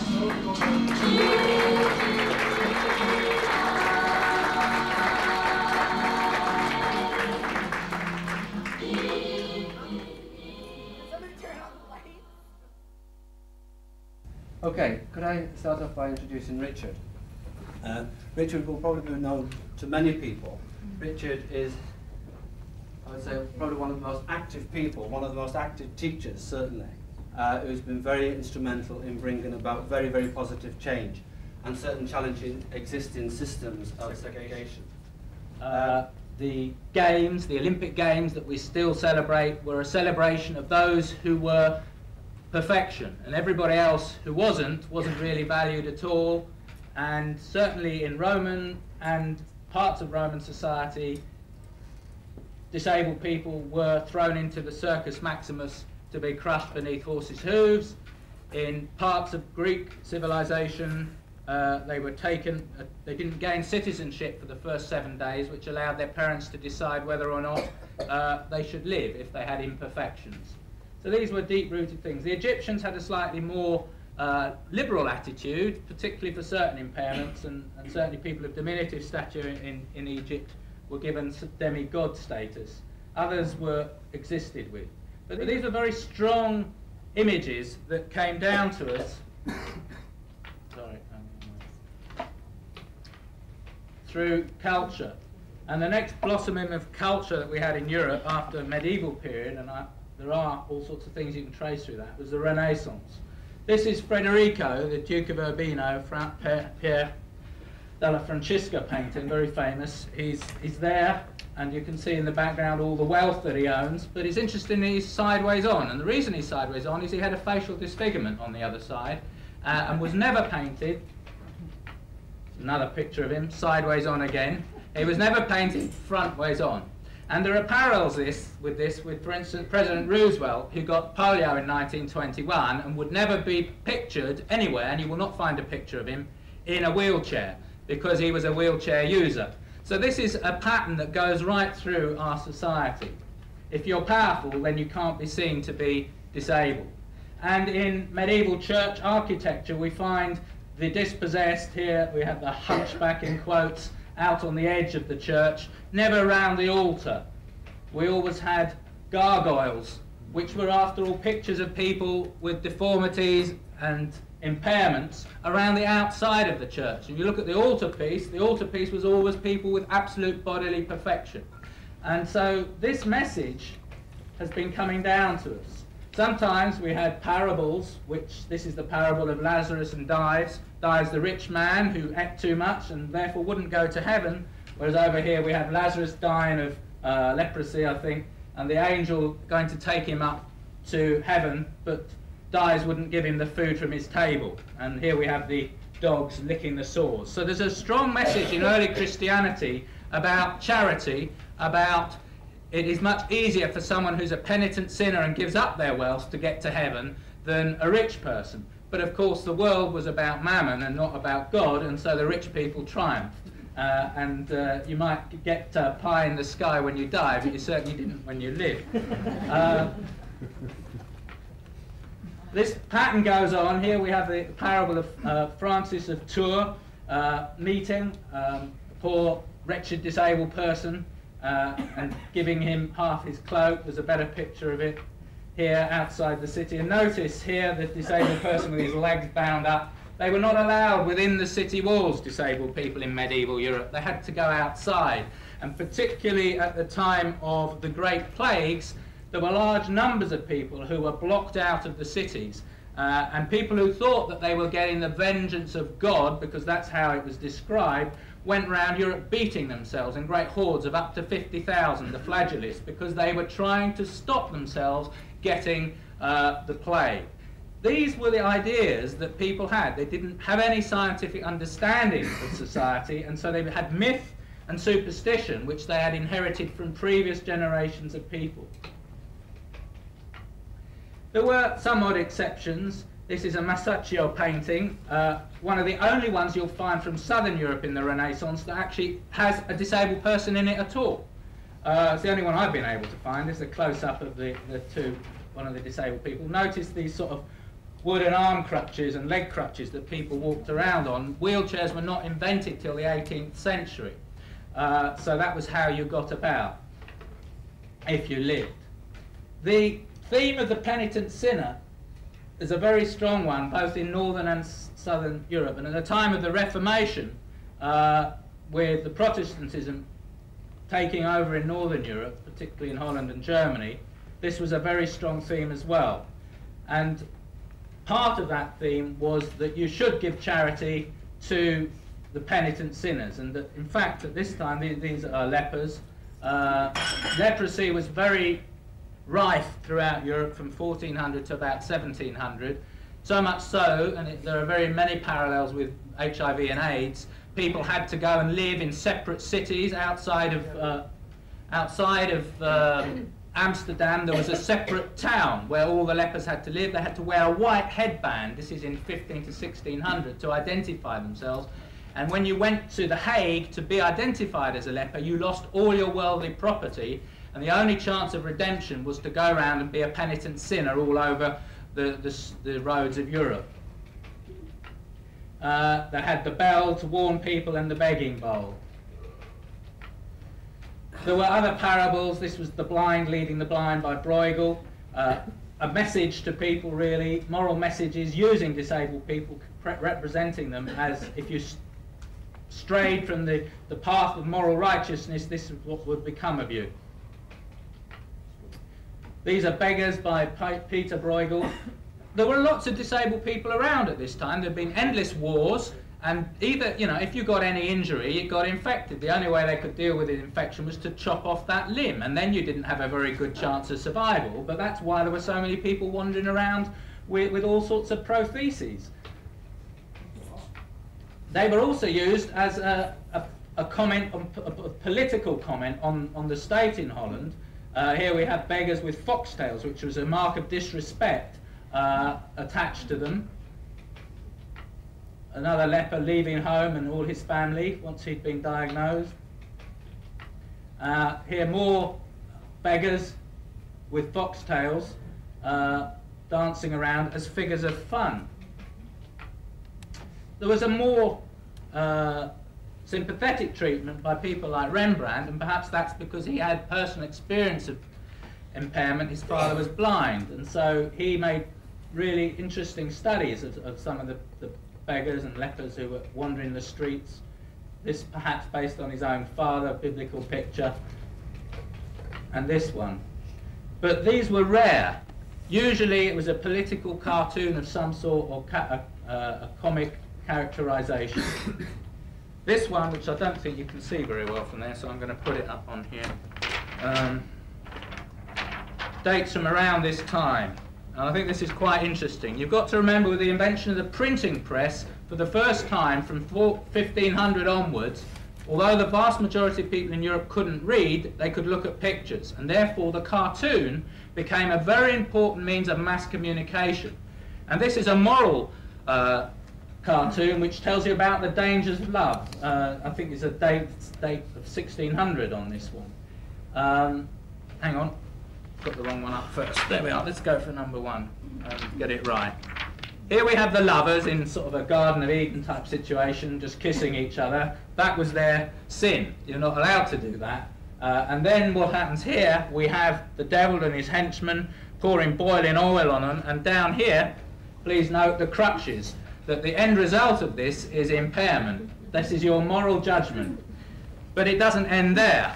The gods punish each other for this. Cupid is being beaten here by Venus for causing this. The lover is being tortured here by other sins, gluttony and various others. And then at the end, the poor man is taken off to the madhouse covered in a blanket in a sedan chair. Now, you can find hundreds of these from 1500 up till about 1850. Political cartoons, ordinary moral cartoons, which basically characterized the way that people were being treated and had to behave. Okay. This comes through in folk stories that were written down. This one by Collodi, the famous story of Pinocchio. Here on the road he meets, having just been given life as a wooden boy, he meets the fox and the cat, who in order to get him away from going to school, pretend to be blind and, quotes, crippled. The net result of all of this is here, this is from the original text, they do actually become, in their just punishment, blinded and crippled, and there we have exactly the same message as in the dangers of love 200 years before. Getting in on the act, we have later on charities who push themselves to seek our money, developing the idea of pity the poor sinners. But here we have the people in their charge. A mental handicap is there for life, and so is MenCap. But most people with learning difficulties don't want to know about MenCap. So I think, you know, that's something we have to take on board. This one, how would you feel if you were one of the 30,000 children in British mainstream schools with diabetes? You probably didn't even know that you lived under a shadow till you saw this on the hoardings of Britain. And then suddenly you realise that you're in a class apart. Or this one, which is the Wing Fellowship, which, if you can't read it at the bottom there, it says holidays for disabled people. But it's the top bit I want people to look at. It says volunteer to help disabled people break free. And then in the middle, I'm sorry it's a bad slide, you have a wheelchair with chains broken out and manacles broken out. Obviously a reference to the slavery of disabled people to their chairs. But in fact, for all the wheelchair users here, I'm sure they wouldn't see their wheelchair as something that imprisoned them. It's a means of freedom. And so we have this complete reversal by the people who claim to be speaking for us. And that's the point. They are actually speaking for us. The main charities in Britain, and I'm sure it's the same elsewhere, are not controlled by disabled people. The 5 main disability charities in Britain today, which use pity and fear as their main messages about impairment to get people's money, are controlled by non-disabled people, and between them they have a turnover of £250 million from just those 5 charities, whereas the 5 top ones controlled by disabled people, like the British Council of Disabled People's Organisation, which now has 750,000 members, 106 organisations all run by disabled people, they have a mere £100,000 budget this year, I think. So it gives you a measure of some of the problems that these old ideas coming right through to the present give us. Another thing, of course, is we've always been figures of fun. Here, no court picture would be complete without the little man of diminutive stature. And this is another theme. Here we have Henry VIII with his jester Somnus, a hunchback. When he was feeling down about his 6 wives, he went and saw Somnus, who told him a joke, and of course, because he was disabled, it was funnier. Not so funny. This is the original woodcut from the first edition of Grimm's Fairy Tales, where we have Snow White and the 7 Dwarfs. Not the one I'm about to show you, made famous by Walt Disney, but the one based on European folk traditions about dwarves being people that you didn't really want to be near. And that, of course, perhaps people should think about why it was that Snow White found the dwarfs in the forest and not in the town. Because after all, people who were different were banished from the towns, and the forest was a very symbolic thing in medieval Europe. It was the place where everything metaphysical was, every pixie, every dwarf, everybody who was different. The wolves were out there, everybody was out there. Anything you feared was out in the forest. Few people, this is a painting by Velázquez of the Spanish court painting, actually shows people of diminutive stature in a proper light. It's one of the only ones you'll find in the whole of Western art. Quite interesting.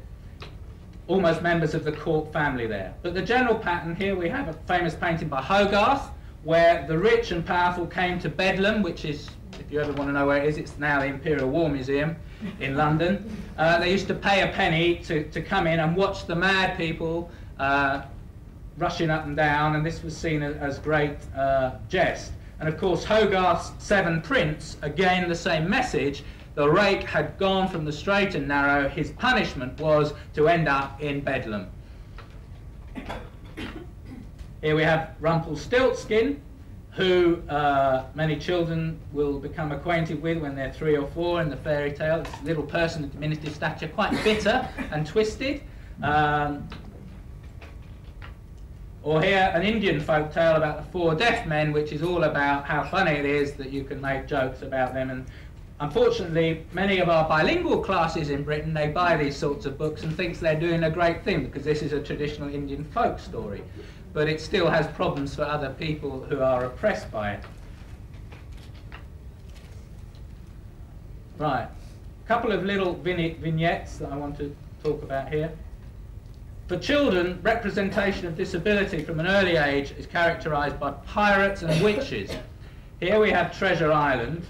This is Blind Pew, quite a frightening image. This was the centenary edition of Treasure Island, produced last year, 100 years since Robert Louis Stevenson's death. Quite horrific pictures. Long John himself, who, not content to use his crutch to walk on, has to kill someone with it. Quite horrific pictures, exposed to children in 1994. Stevenson himself was a closet disabled person.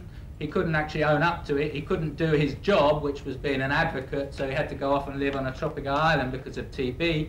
And so he wrote a number of famous images which are part of the pornography against disabled people: Jekyll and Hyde, Treasure Island, the War of the Roses, and a number of others in which disabled people feature. These are images that are accessible to all children in one form or another, either as a comic, a cartoon strip, or in the original form. Of course, we shouldn't forget J.M. Barrie's Peter Pan, the vengeful, obsessive avenger, Captain Hook, the most evil rogue of all. It says here in the Ladybird edition, I should explain to anyone who doesn't know, Ladybird books you can get in every newsagent in Britain. they are the first books that most people will buy. And if you look at the titles on any rack, half of them are to do with disability. They don't say they're about disability, but the characters are disabled in one way or another. These are very strong messages. And they continue. This was a book produced last year, children's book, The Treasure of Cozy Cove. So pirates become synonymous with impairment, which becomes synonymous with evil, which becomes synonymous with frightening outside of the social system. And it's very interesting that if you go back 200 years, pirates were not like this. Daniel Defoe, famous writer in the 18th century, wrote about a pirate who became Lord Mayor of London, got all the money and the girl, and lived to become Lord Mayor of London. It was only in the 19th century, when piracy became a threat to the Pax Britannica, Britain rules the waves, they no longer needed pirates. Up until then, Drake and Raleigh, all these people who'd helped conquer parts of the world were pirates. Buccaneers, pirates, the same thing. They were sea mercenaries, so they were needed. But after that, they became a real pain. And it's at that point that we see the writers and the romantics, Byron included, swinging in, suddenly saying these things about pirates. The truth is far from it. You wouldn't have found a disabled pirate on a ship because they had a very sophisticated social security system, so that if you got an impairment, you bought into the common chest and you went off to live on your tropical island with the rum and the girls and all the rest of it. So they'd have been a bit foolish once they got their 20,000 doubloons to carry on fighting with one arm, one eye and one leg. But nevertheless, this image stays with us. Another book last year by Quentin Blake. This one has the hook, the prothesis and the eye patch. And these are very much with us. Moving on then to witches. It's interesting that witches become very important in terms of current mythology, of being linked with people with impairments. Now this is the Malleus Maleficarum, which was the Witchfinder's Bible. It was the second best-selling book in Europe for 200 years, went to 45 editions.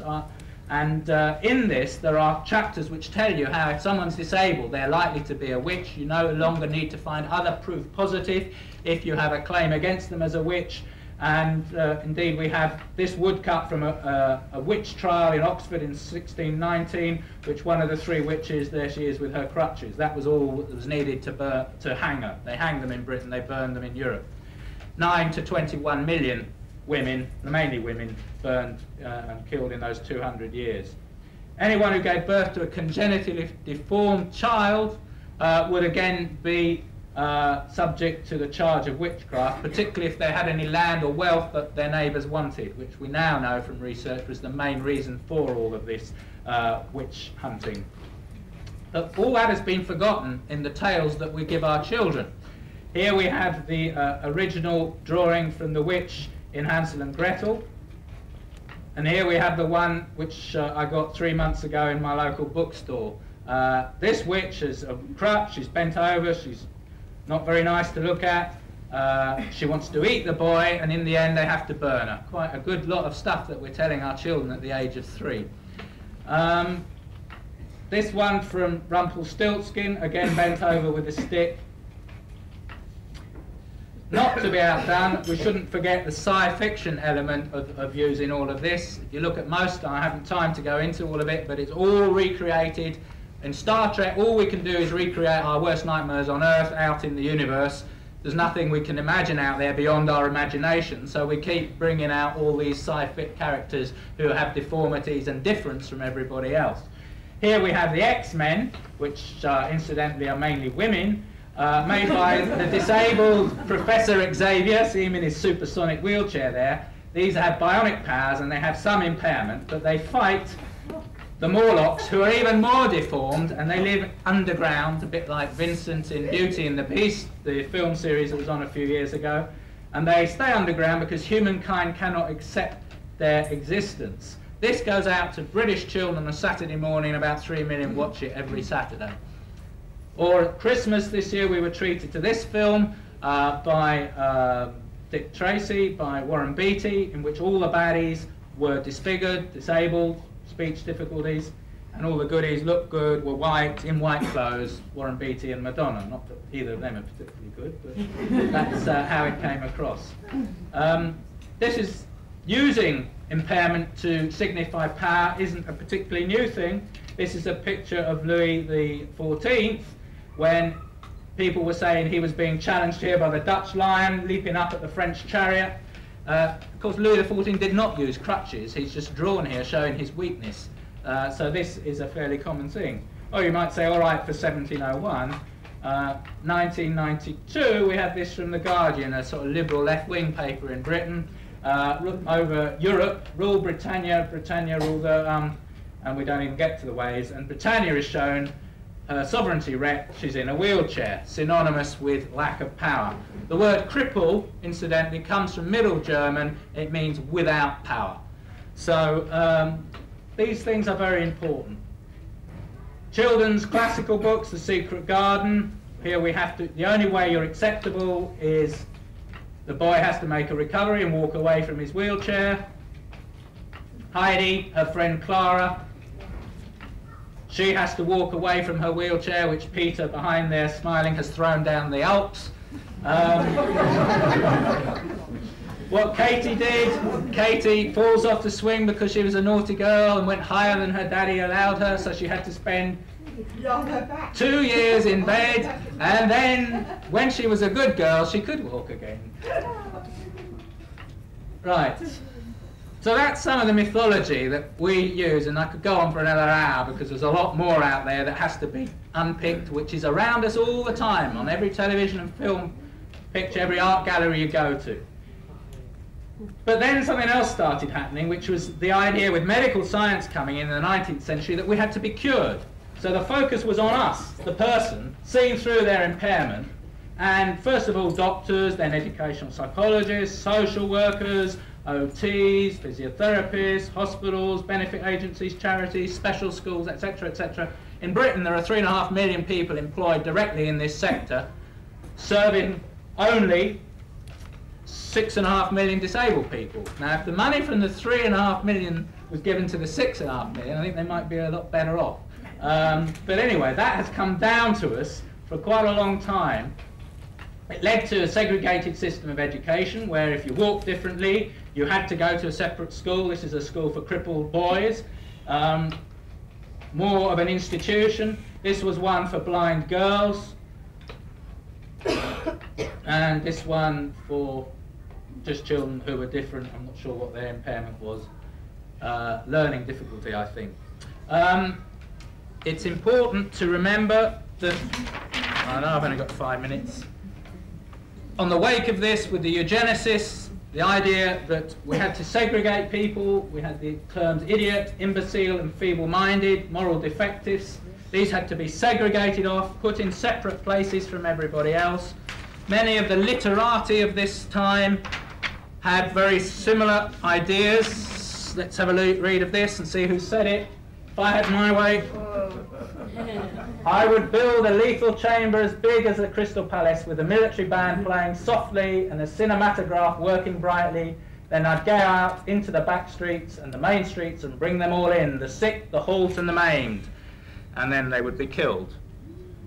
D.H. Lawrence, one of our great writers of the 20th century. Nearly all the left and right intelligentsia of the Western world from 1880 till 1940 were eugenicists. They praised Hitler and what he was doing, his compulsory sterilisation program. They believed in it. And perhaps we should reflect on this one day after the largest country in the world has brought in a compulsory sterilisation program for people with learning difficulties. China have 50 million people with learning difficulties, and they believe, and they have introduced a compulsory sterilisation program for all yesterday. And perhaps this conference might like to send a motion to them. It might be appropriate. I'll leave that to Joe, but it seems to me it would be appropriate for us to comment on that. So this history doesn't compare with some attempts by representation, artists such as Picasso, to move away from the figurative representation. Me, personally, I felt at home with Cubism when I saw it. I was no longer being compared to the body beautiful. I could fit into that picture. It didn't matter to me. We were looking at the multifaceted form of people. We had George Braque and others doing the same thing. But not the expressionists in Germany. There we were again used as a label for the ills of society, disabled people, or the surrealists using us again for their own purposes. And very few artists, perhaps only one or two, talked about the inner dilemma. Munch here talking about his own internal distress, and Frida Kahlo, the greatest disabled artist yet, who portrays both her ethnicity as a Mexican, but also her fear and her sadness, but her strength as a disabled woman. To finish then, disabled people haven't just taken this. From the First World War onwards, and certainly before, there have been mass struggles. This struggle of the League of the Disabled, Blind and Disabled, led to the right to work for disabled people in Britain, a right that's only just been taken away by the government in the current bill, the quota system disappearing with nothing in its place.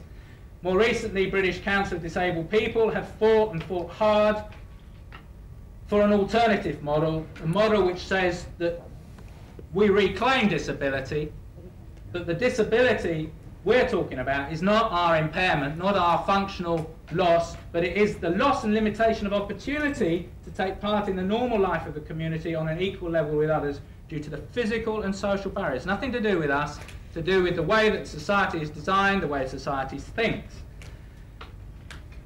And so we look forward to a day when we can see such political posters in Britain, when in the Nicaraguan revolution, disabled people played a very important part and were not seen as secondary.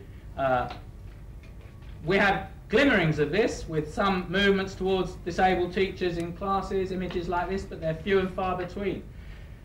Disabled people getting married and feeling proud of it, children feeling happy, and this they designed themselves, disabled children. They didn't want to be seen as black and white charity images. Or here, in our geography, perhaps we need to introduce struggle of the mutilados here in northeast Brazil. 5,000 workers, all of whom have lost their hand because of unguarded machinery in the Brazilian economic miracle. You can have an economic miracle if you have no safety. And here, friends of ours, images that we've designed ourselves, you know, disabled people saying how we want to be represented. Or stopping the buses, which we've had to do a good few times in the last year to get our civil rights. And the battle that we still have to fight for the inclusion of all our children here with Preeti, who you'll hear from later. So we believe an understanding of our history is vital to actually going forward to challenging the oppression that we are facing today. In the same way as black people have had to own the oppression that they've had as slaves and racism and are proud to call themselves black, we're proud to say we are disabled people, we are a movement that is fighting the oppression, and we hope people will join us. Thank you.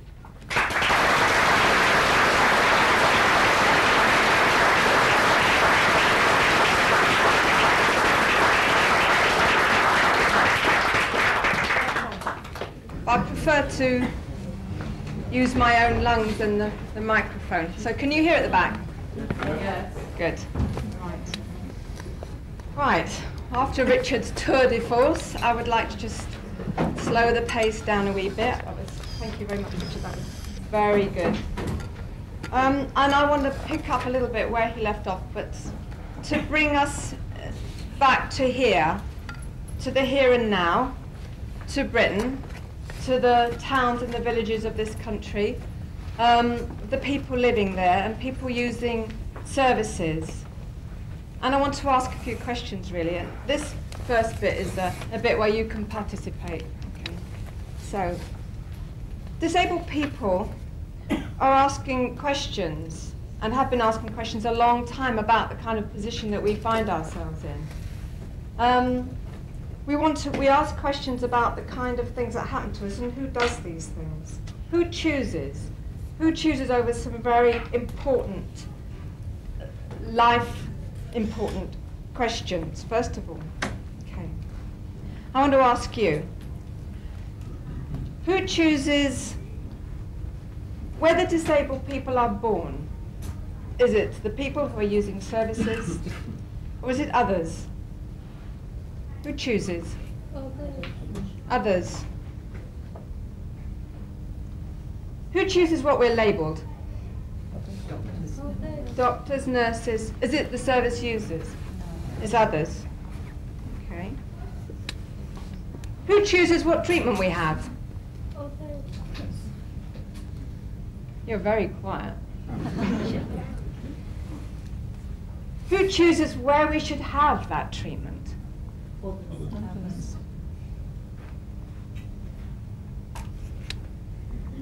Who chooses what kind of equipment we should have?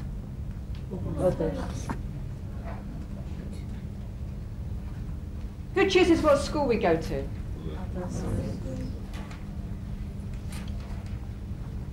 Who chooses what medication we should have?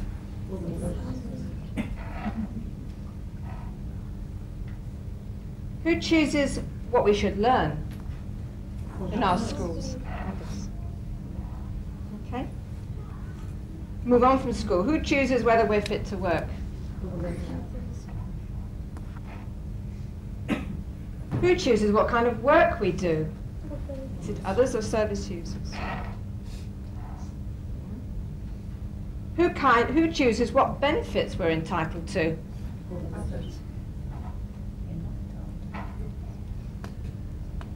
Who chooses where we should live?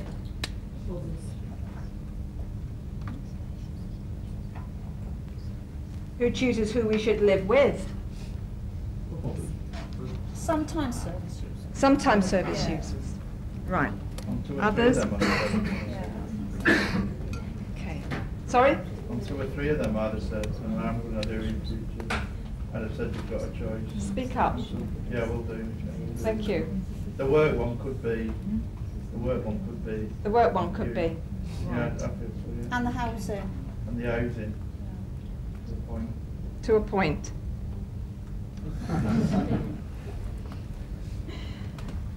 Who chooses if we should be parents? Whether you should keep the child that you have is perhaps Yeah. Yeah. It can be us. It certainly can be other people. Okay. Who chooses how we should be portrayed in the media? That was a bit more definite. Who chooses how resources, both state and charitable, should be spent on us?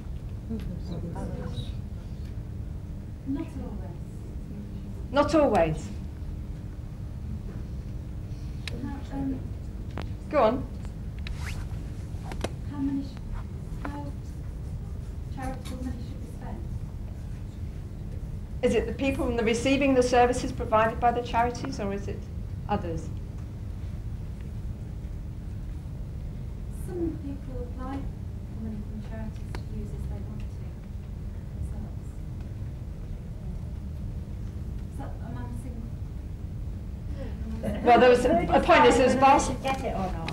Sorry? Who chooses whether they should get it or Who not? decides whether they should get it or not? Well, sometimes I've experienced opportunities for volunteer, charity projects. Disabled people who go out and a disabled woman came out and interviewed a group of people with learning difficulties who managed a project that I worked for.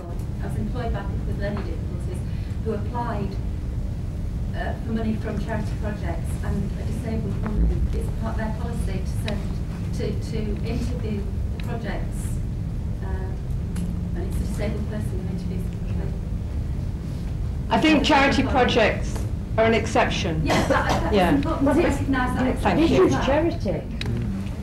This is charity. Yes. I mean, I have to say, because I happen to know that organisation, that what she does is then make recommendations To a committee. to a committee who then decides. Yeah. So in the final end, it's an able-bodied group of people that make the final decision. I don't know the composition of the committee. Right. It's going a bit Yeah. bit towards the right direction. Certainly, it's definitely the right direction, yeah. Thank you. Yeah, but how would we all feel if we applied to charities? We shouldn't. Charities the issue. Yes. The question is about being heard. So they decided to hold their own caucus, and from that meeting, Disabled People's International was born.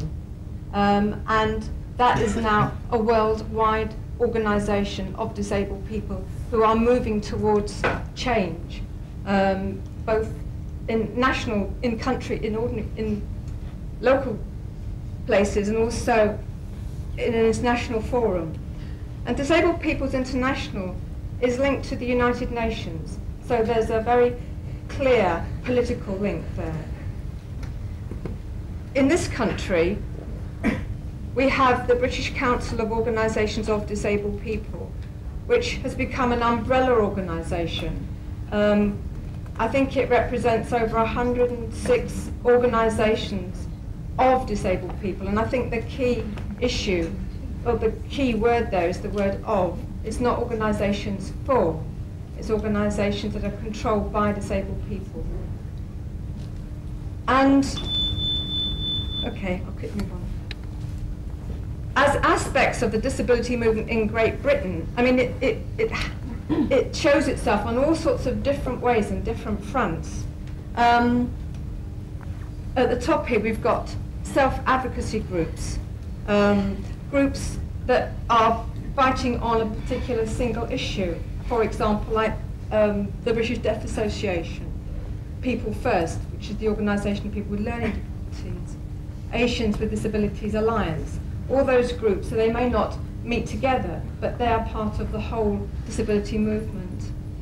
Disabled people are publishing magazines, articles, newspapers, which are putting forward disabled people's point of view and perspective. And if you really want to know what disabled people are debating and discussing, it would be interesting to get hold of a magazine called Coalition, which is produced by the Greater Manchester Coalition of Disabled People, which I think is one of the most interesting and up-to-date forums for debate on disability issues. Disability arts is a way in which many disabled people are expressing and exploring the experience of disability and using performance, painting, poetry, photography as a way of both giving expression to that experience, but also in educating the rest of the society and challenging ideas and thinking about disability. There are coalitions. Those are small organisations, local organisations, disabled people coming together, very often supported by their local authorities and health authorities, supported financially, to meet together to try to move forward ideas about disability in terms of service provision, employment, education, and so on. Those organisations are linked in to the British Council. And added to that are centres for independent living, which have come out of the independent living movement and are doing a tremendous amount of important work in supporting disabled people to live independently within the community. I mean, one of the things that's been happening there is that disabled people have been working with each other, training each other in the skills of living independently, and how to manage their own care packages and how to act as a manager of their own helpers.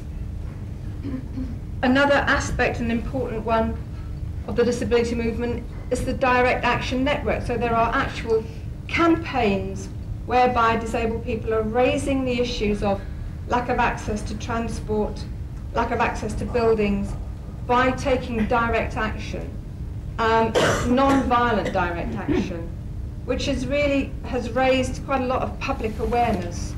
And certainly there's been quite a growth in that kind of action in the last couple of years, particularly since we've been having the struggle to get civil rights legislation on the statute book. User forums are different to coalitions. User forums have been set up very specifically to create a dialogue between local authorities and people using their services. And that is another way to bring into the debate very often people who have been excluded completely, people who have not yet been part of any kind of political consciousness-raising movement, people who have not had the opportunity to have a voice. Okay. And last and finally, and most important, well, not most importantly, but another part of this is the Disability Equality Training Initiative that has been created by disabled people to work with service providers, employers, statutory bodies, voluntary organisations, to try to strategically think about how we can change practice, how we can change structures. And this is the point where disabled people are actually in business, in working alongside those people who have been under that label of others, that there is now much more a partnership. We've still got a very long way to go in terms of getting the voice of disabled people heard thoroughly, and for action to be taken in a way that is meaningful throughout the country. But I think I would say that over the last 5 or 6 years we have seen much more progress in terms of moving these issues forward. And we've seen it because particularly local authorities have been taking these issues on board in a very upfront way, by placing disability issues within their equal ops forums, on their equal ops agenda, and using those sort of strategies to make sure that disabled people are getting a bigger crack of the whip. We haven't done enough yet, we haven't gone far enough. There's still a lot of work to be done in terms of developing this kind of work so that it's more and more effective, and bringing other disabled people into the picture. But I think the important thing to say is that it is work that has been done from a human rights point of view, a civil rights point of view. That is something that is designed and delivered by disabled people. So we're bringing disabled people into the picture in a much more positive way. That it raises the status of disabled people as equal citizens, and that the work itself is based on a social model of disability, as Richard has explained. Okay, I think that's all I want to say. I just want to, I think the final thing is that, as Micheline's going to talk about it in a minute, the reason why I feel that it's getting more and more powerful is because now we are building alliances with others. You don't succeed. Right. Right. The first word is oppression. And it's not a very fashionable word anymore, oppression. It was very commonly used 20 years ago, 15 years ago, when there were lots of movements, liberation movements, that were very alive, the women's movement, anti-racism, gay movement, gay liberation movement. All these movements were rising up, and there was a lot of talk about oppression.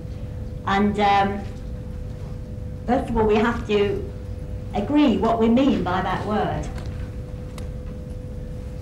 And this is our definition, which is it's a systematic mistreatment of one group of people by another group of people, which is reinforced by the laws and the institutions of the land. It's different to me hitting Margaret over the head with a broomstick, right, which is mistreatment, but it's not oppression, because nothing in society would condone what I had done. Right. Well, no, Margaret, they might ban. Generally speaking, people who bash other people over the head with broomsticks are seen to be in the wrong.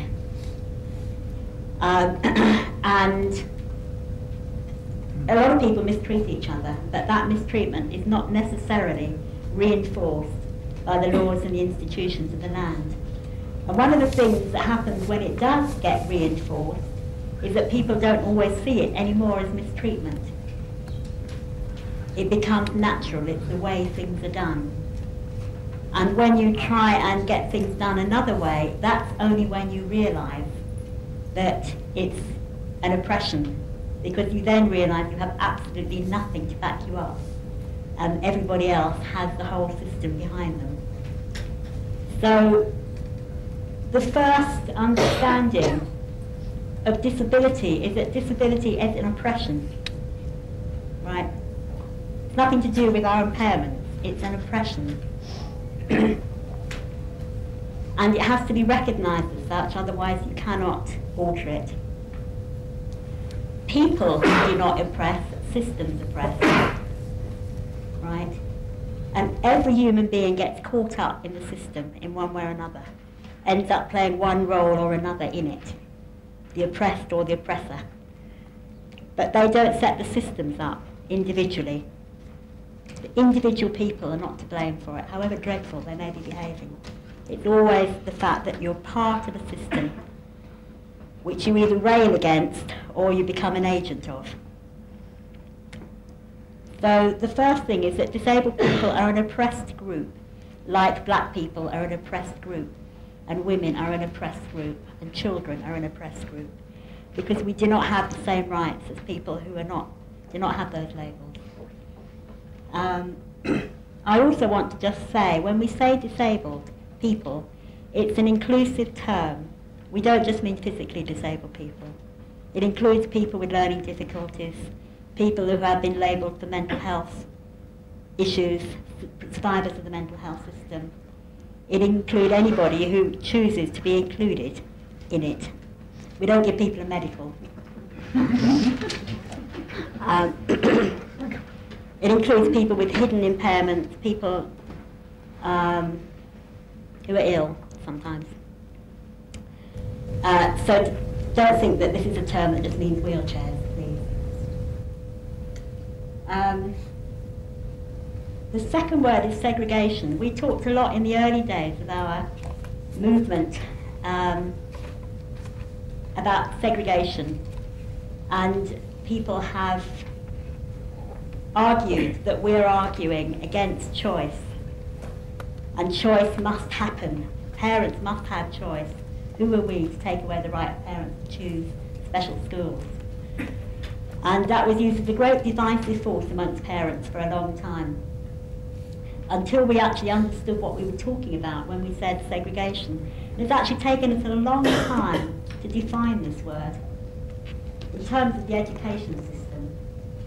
It is a system in which a parent of a child who is disabled, in order to get the educational provision necessary for the child, is compelled to engage in a legal process in which she or he must give up their right to choose where that child is educated. There is no choice in the current education system for children who have any needs which are extra and above that which is currently provided in ordinary provision. So if we had choice, we could argue about it, but we haven't. What we have is a system where parents do not choose, and children certainly don't choose, where they are educated. Segregation is compulsory, and the law is not on our side yet. Even with the new Education Act, it still declares that even though parents have the right to state of preference, the final decision must remain in the hands of the local authority. So we haven't even got choice yet.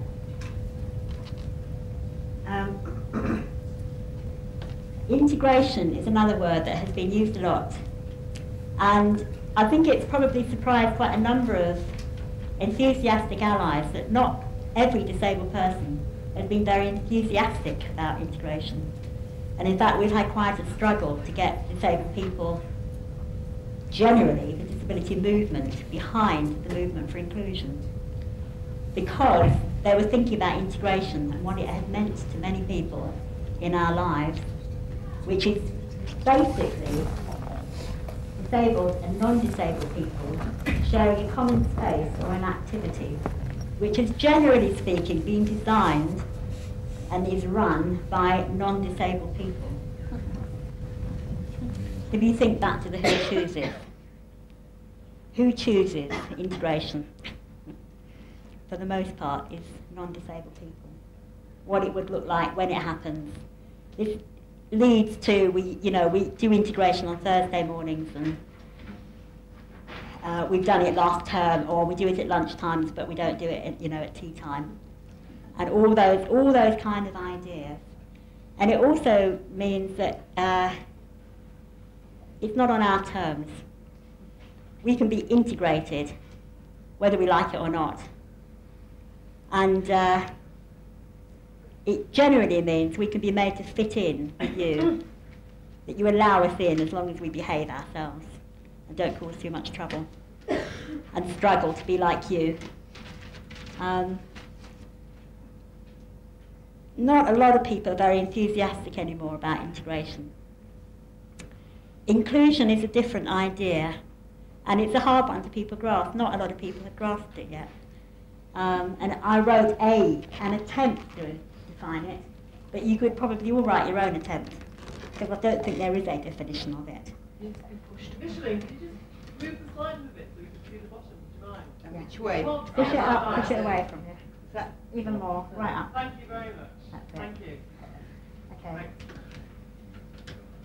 Inclusion is this is my definition, okay? An all for one and one for all attitude. A philosophy which views diversity of strengths, abilities and needs as natural and desirable, bringing to any community the opportunity to respond in ways which lead to learning and growth for the whole community, and giving each and every member a valued role. Inclusion requires the restructuring of schools and communities. Thank you. You clap. You cannot provide inclusion. You can provide integration. The most any of us can do is provide the opportunity for inclusion to happen. But because it requires us to participate, and you cannot make us participate, as we cannot make you participate, people can't do that to each other. You cannot make it happen. All you can do is make it possible for it to happen.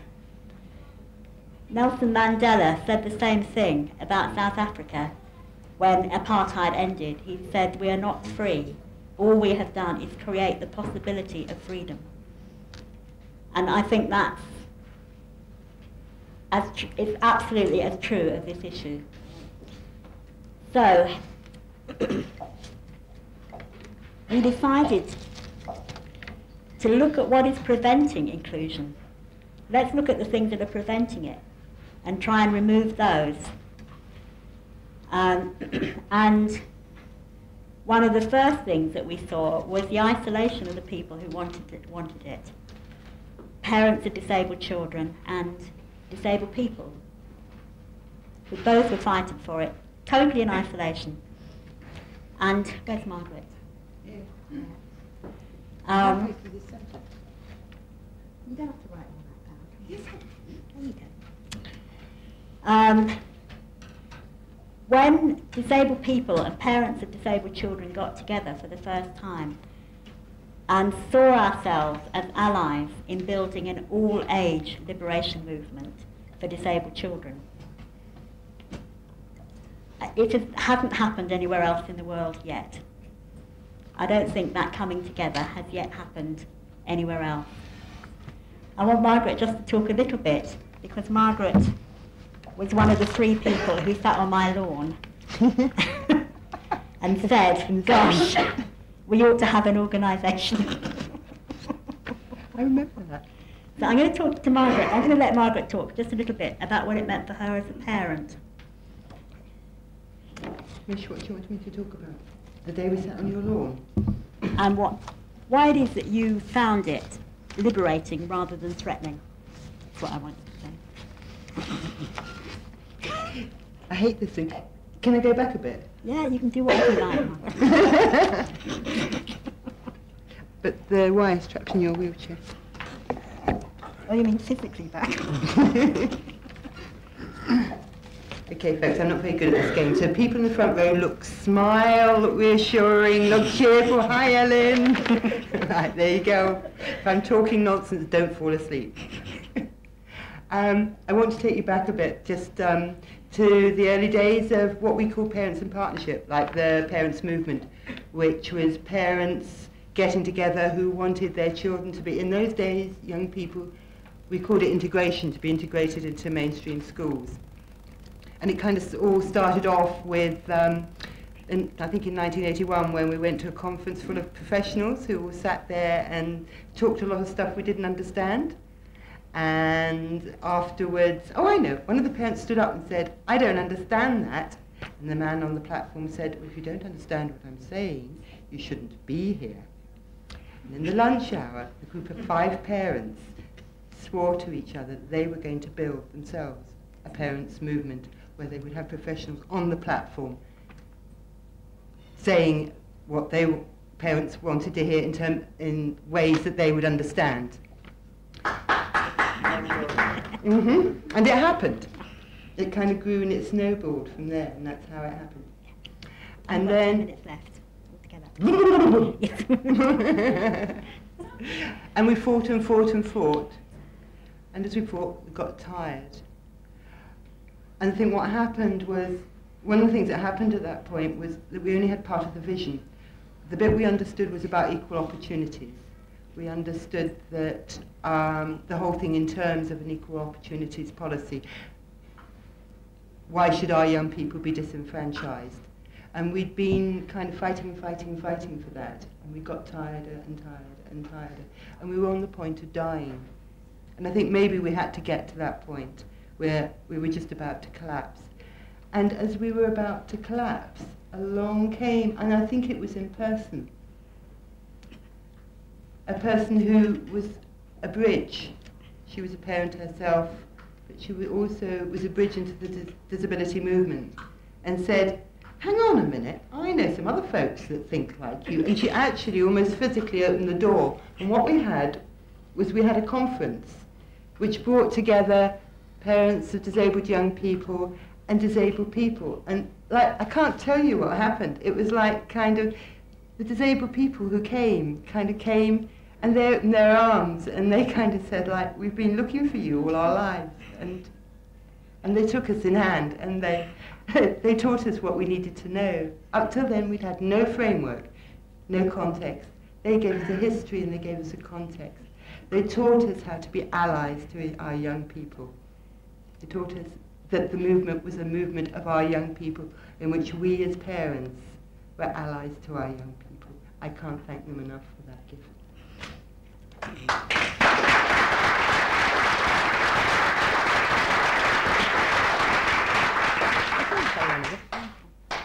And as well as us being allies to parents, parents became allies to disabled people. And what they did was they didn't try and take us over, they didn't try and organise us or manage us better, nor did they go and take our ideas and set up a separate organisation. What they did was roll up their sleeves and started doing the groundwork that needed to be done, that actually we couldn't do on our own, was actually physically too hard to do on our own, of building an organisation, of finding premises, of getting funding, of setting up a constitution, of drawing people together, doing all that whilst we were also parents and also engaged upon the struggle ourselves. Literally, Margaret literally took me in her car and sat me on platforms. Sometimes refused to speak herself and said, no, I know somebody else. That we really began to work as a team in a way I don't think had ever happened for disabled people before. And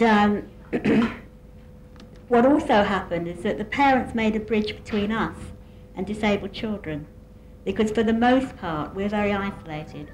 I was lucky in that I had Lucy, but for many, many disabled people there is a huge gulf between themselves as adults and disabled children.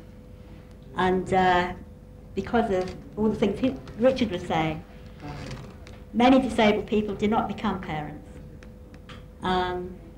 And when they do, they're more likely to be parents of non-disabled children. So we actually need, there is no possible way forward without us building these bridges between ourselves. having built this framework to work from, which was an organisation controlled by disabled people, we spent a long time working out the constitution, where all the groups that were voiceless could have a voice. It included young disabled people who had a set number of places on the council, people with learning difficulties who have a set number of places, disabled parents such as myself and others, parents of disabled children, disabled teachers, another group who are hugely excluded. That we built the foundations to open up the links between us and the world outside, where we wouldn't lose control. But it's also a place for all the allies to come in and start working in solidarity with us, that the door is now open to do that.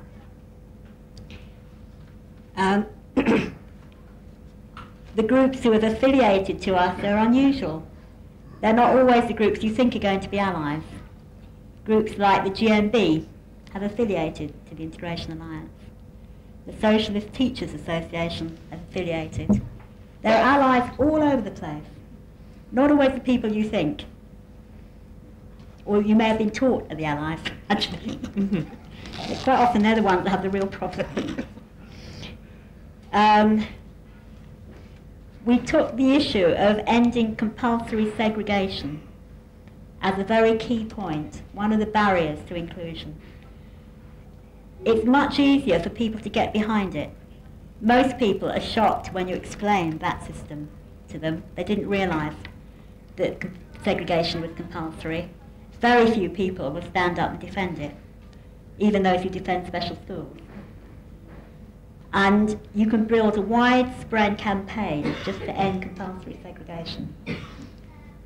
Even those disabled people who are deaf, who are absolutely adamant that they must have the choice of special schools where their culture and community and language is central, do not believe people should be forced to go to them.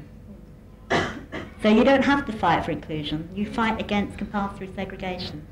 We know without that, the whole continuum of provision idea will fall to pieces, because it relies on compulsory segregation. You've then got huge opportunities open to move forward to the next step. So building a campaign around that has been a key point. But we've also worked in collaboration with many other organisations. We've had the conference called the Invisible Children Conference, with producers of children's images, television, head of children's BBC, loads and loads of book writers, illustrators, authors, script writers, photographers.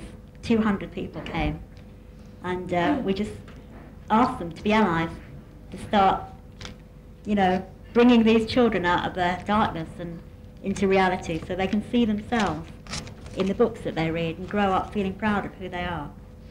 They were very excited. It wasn't hard. They weren't a hard group of people to convince. They were thrilled. We have a project called Young and Powerful, where we have a 2-year project which is funded to build up a network of young disabled people who are currently in either special schools or mainstream schools. So they have a forum of their own.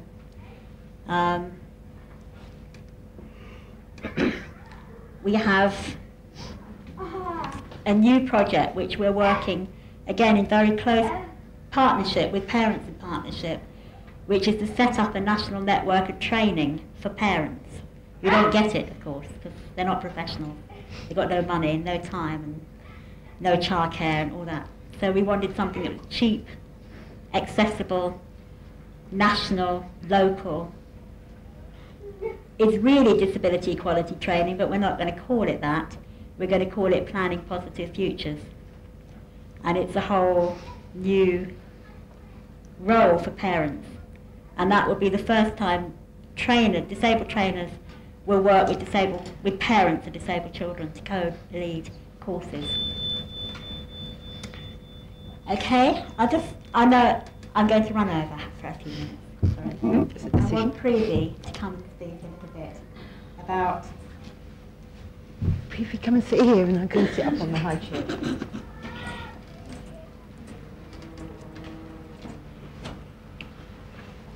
Previe's been one of the great persistent campaigners for her daughter, Zara, to have her place in a mainstream school.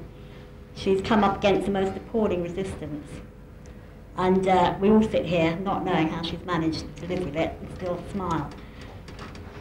But what Previe has done has been so generous because she's allowed us to use that struggle to tell the world what happens to people who are fighting this fight. She's also had some wonderful stories to tell about how she and disabled people have worked together to challenge some of the attacks that have come her way. Thank you. I think I wouldn't be here, I think it would be crumbling if it wasn't for the Integration Alliance, because I think at the point that you feel you want to crawl under the carpet, an organisation like Integration Alliance helps you stand up and see the wider perspective. And it's only through meeting people like Micheline and working with Integration Alliance that the wider picture becomes visible. And you begin to see what we always said within the movement for equality in terms of us as women and in terms of myself as a black person, that the personal is political. So to make those connections. And it has been a huge learning experience, and I think my daughter has learned quite a lot, although it's been 5 hard years of battle. And you begin to see the systematic oppression of young disabled people and their families. And I cannot, at this point, but see it as some kind of cruelty that is handed out, because educationalists know that it's the end of the road for segregated education. They know it, but they continue to perpetuate that system because it's so entrenched and because they all have a power base in it. And to make links with other parents, like Chloe, who's in Lewisham in another part. There's other parents further away from London. There's Nikki and Zach fighting their battles, which are very close home here. The Gibbs family. Making those links has been a wonderful sense of solidarity. And this campaign actually began about a year ago, if I remember, in April of '94. But I'll just end with a little funny story, because I think you're probably quite tired by now. I was tired too. I was very tired and fed up and angry, so I wrote a poem. And the poem was called No Quiet Path to Heaven. It was basically about my anguish, the fact that my daughter was left behind these school gates when all other children were there busy enjoying themselves. And I wanted to anchor this poem in the reality of what happened, so I named all the officers that were involved. And rang up a solicitor and said, "Is that okay?" And they said, "Have you got proof?" And I fortunately had. This day I won't tell anybody how I got minutes of an internal meeting, which actually said my daughter was recommended a mainstream school in '92, so it had all been reversed. And we published that poem in a magazine which has since ceased to exist, called New Learning Together. And lo and behold, buzzing through my fax is a libel threat from the head of special needs,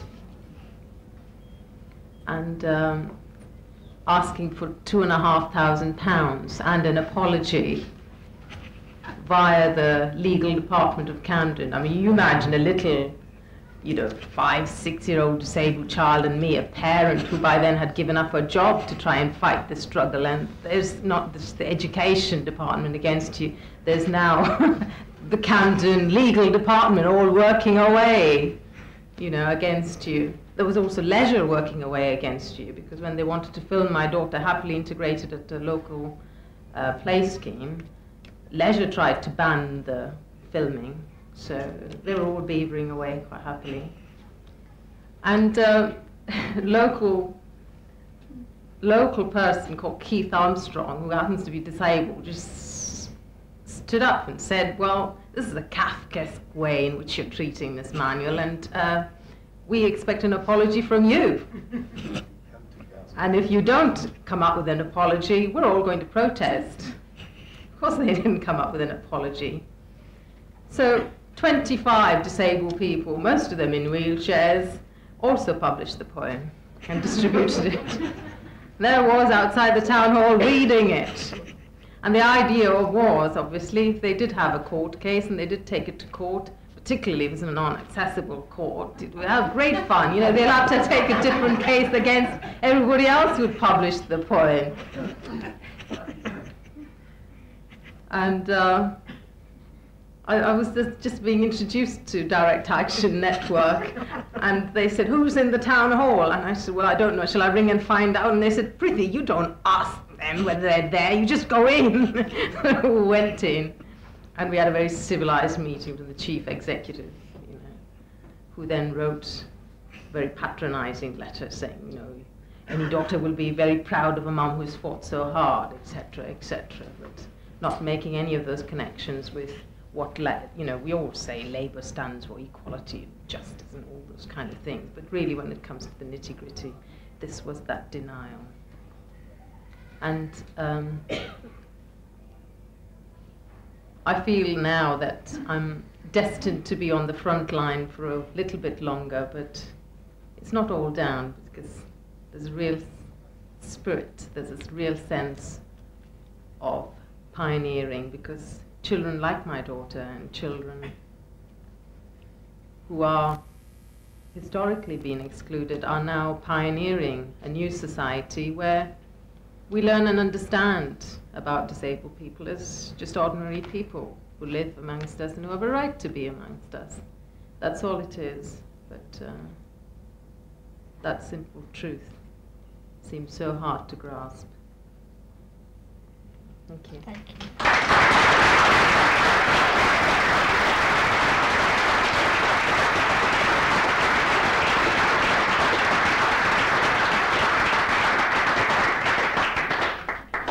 One of the things we've learned is that this struggle is going to go on for a long time, so we might as well make it fun. I'm nearly finished. We're going to finish, Lucy is going to sing a song, I hope, to finish this piece. But I just want to say before she does that,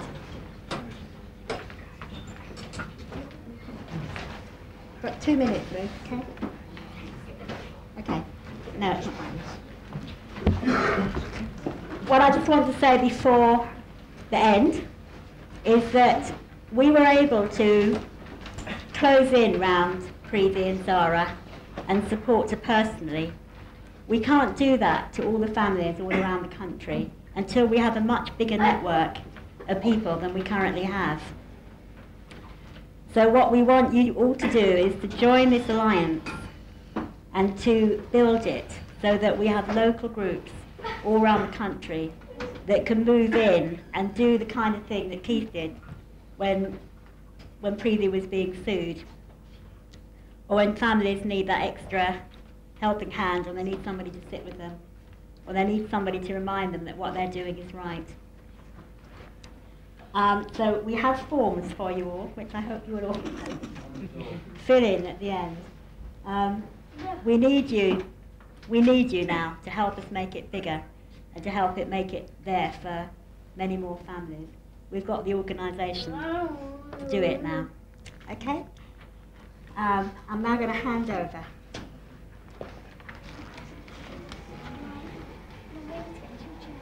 Okay, sort out what you want.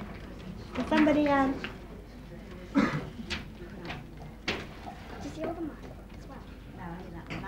recording, so the video. I'm going to put the call on something, okay?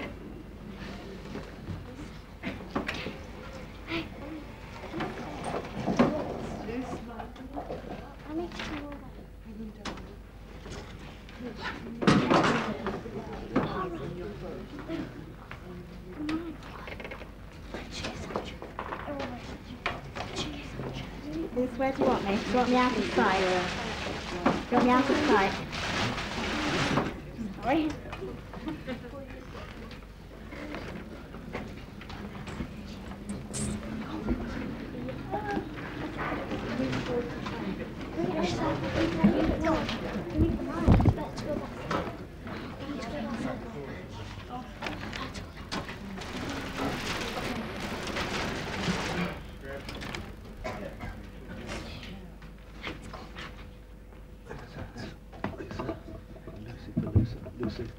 Lucy.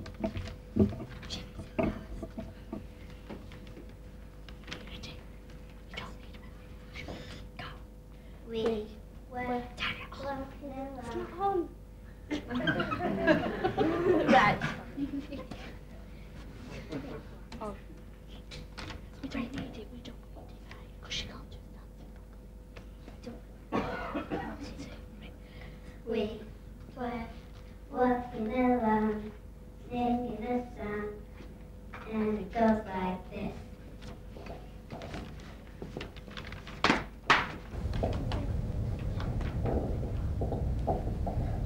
You gotta believe and reach for the sky. You gotta believe, you won't believe their lies. You gotta believe no one can stand in your way. Or whatever age you are, you must have your say. Don't let people tell you things that will hurt deep inside. Like that you're not beautiful. Don't you know that we're bright?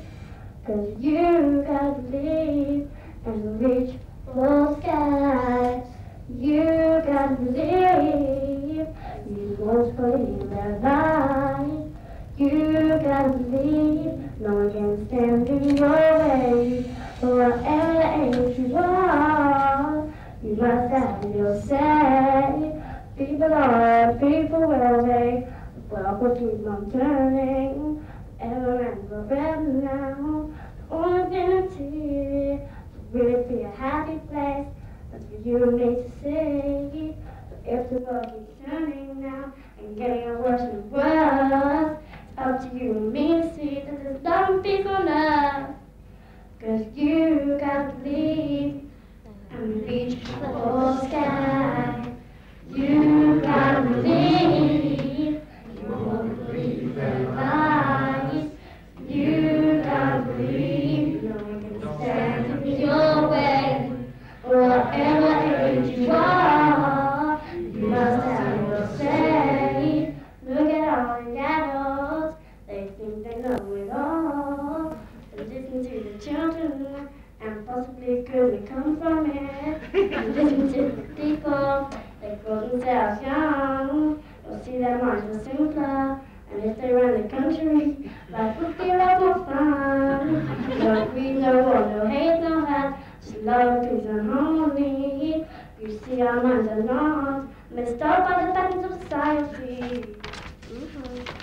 You gotta believe and reach for the sky.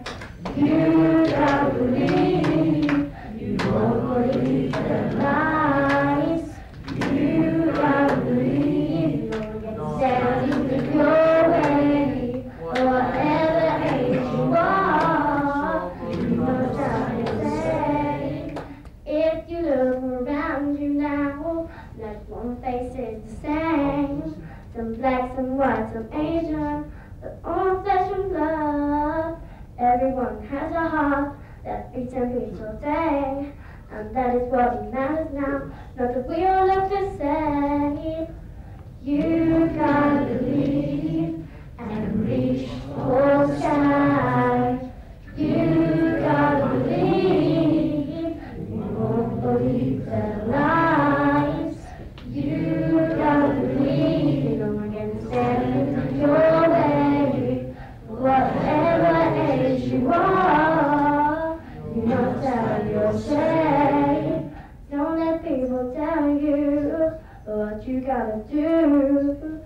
because my brothers and sisters, your life belongs to you.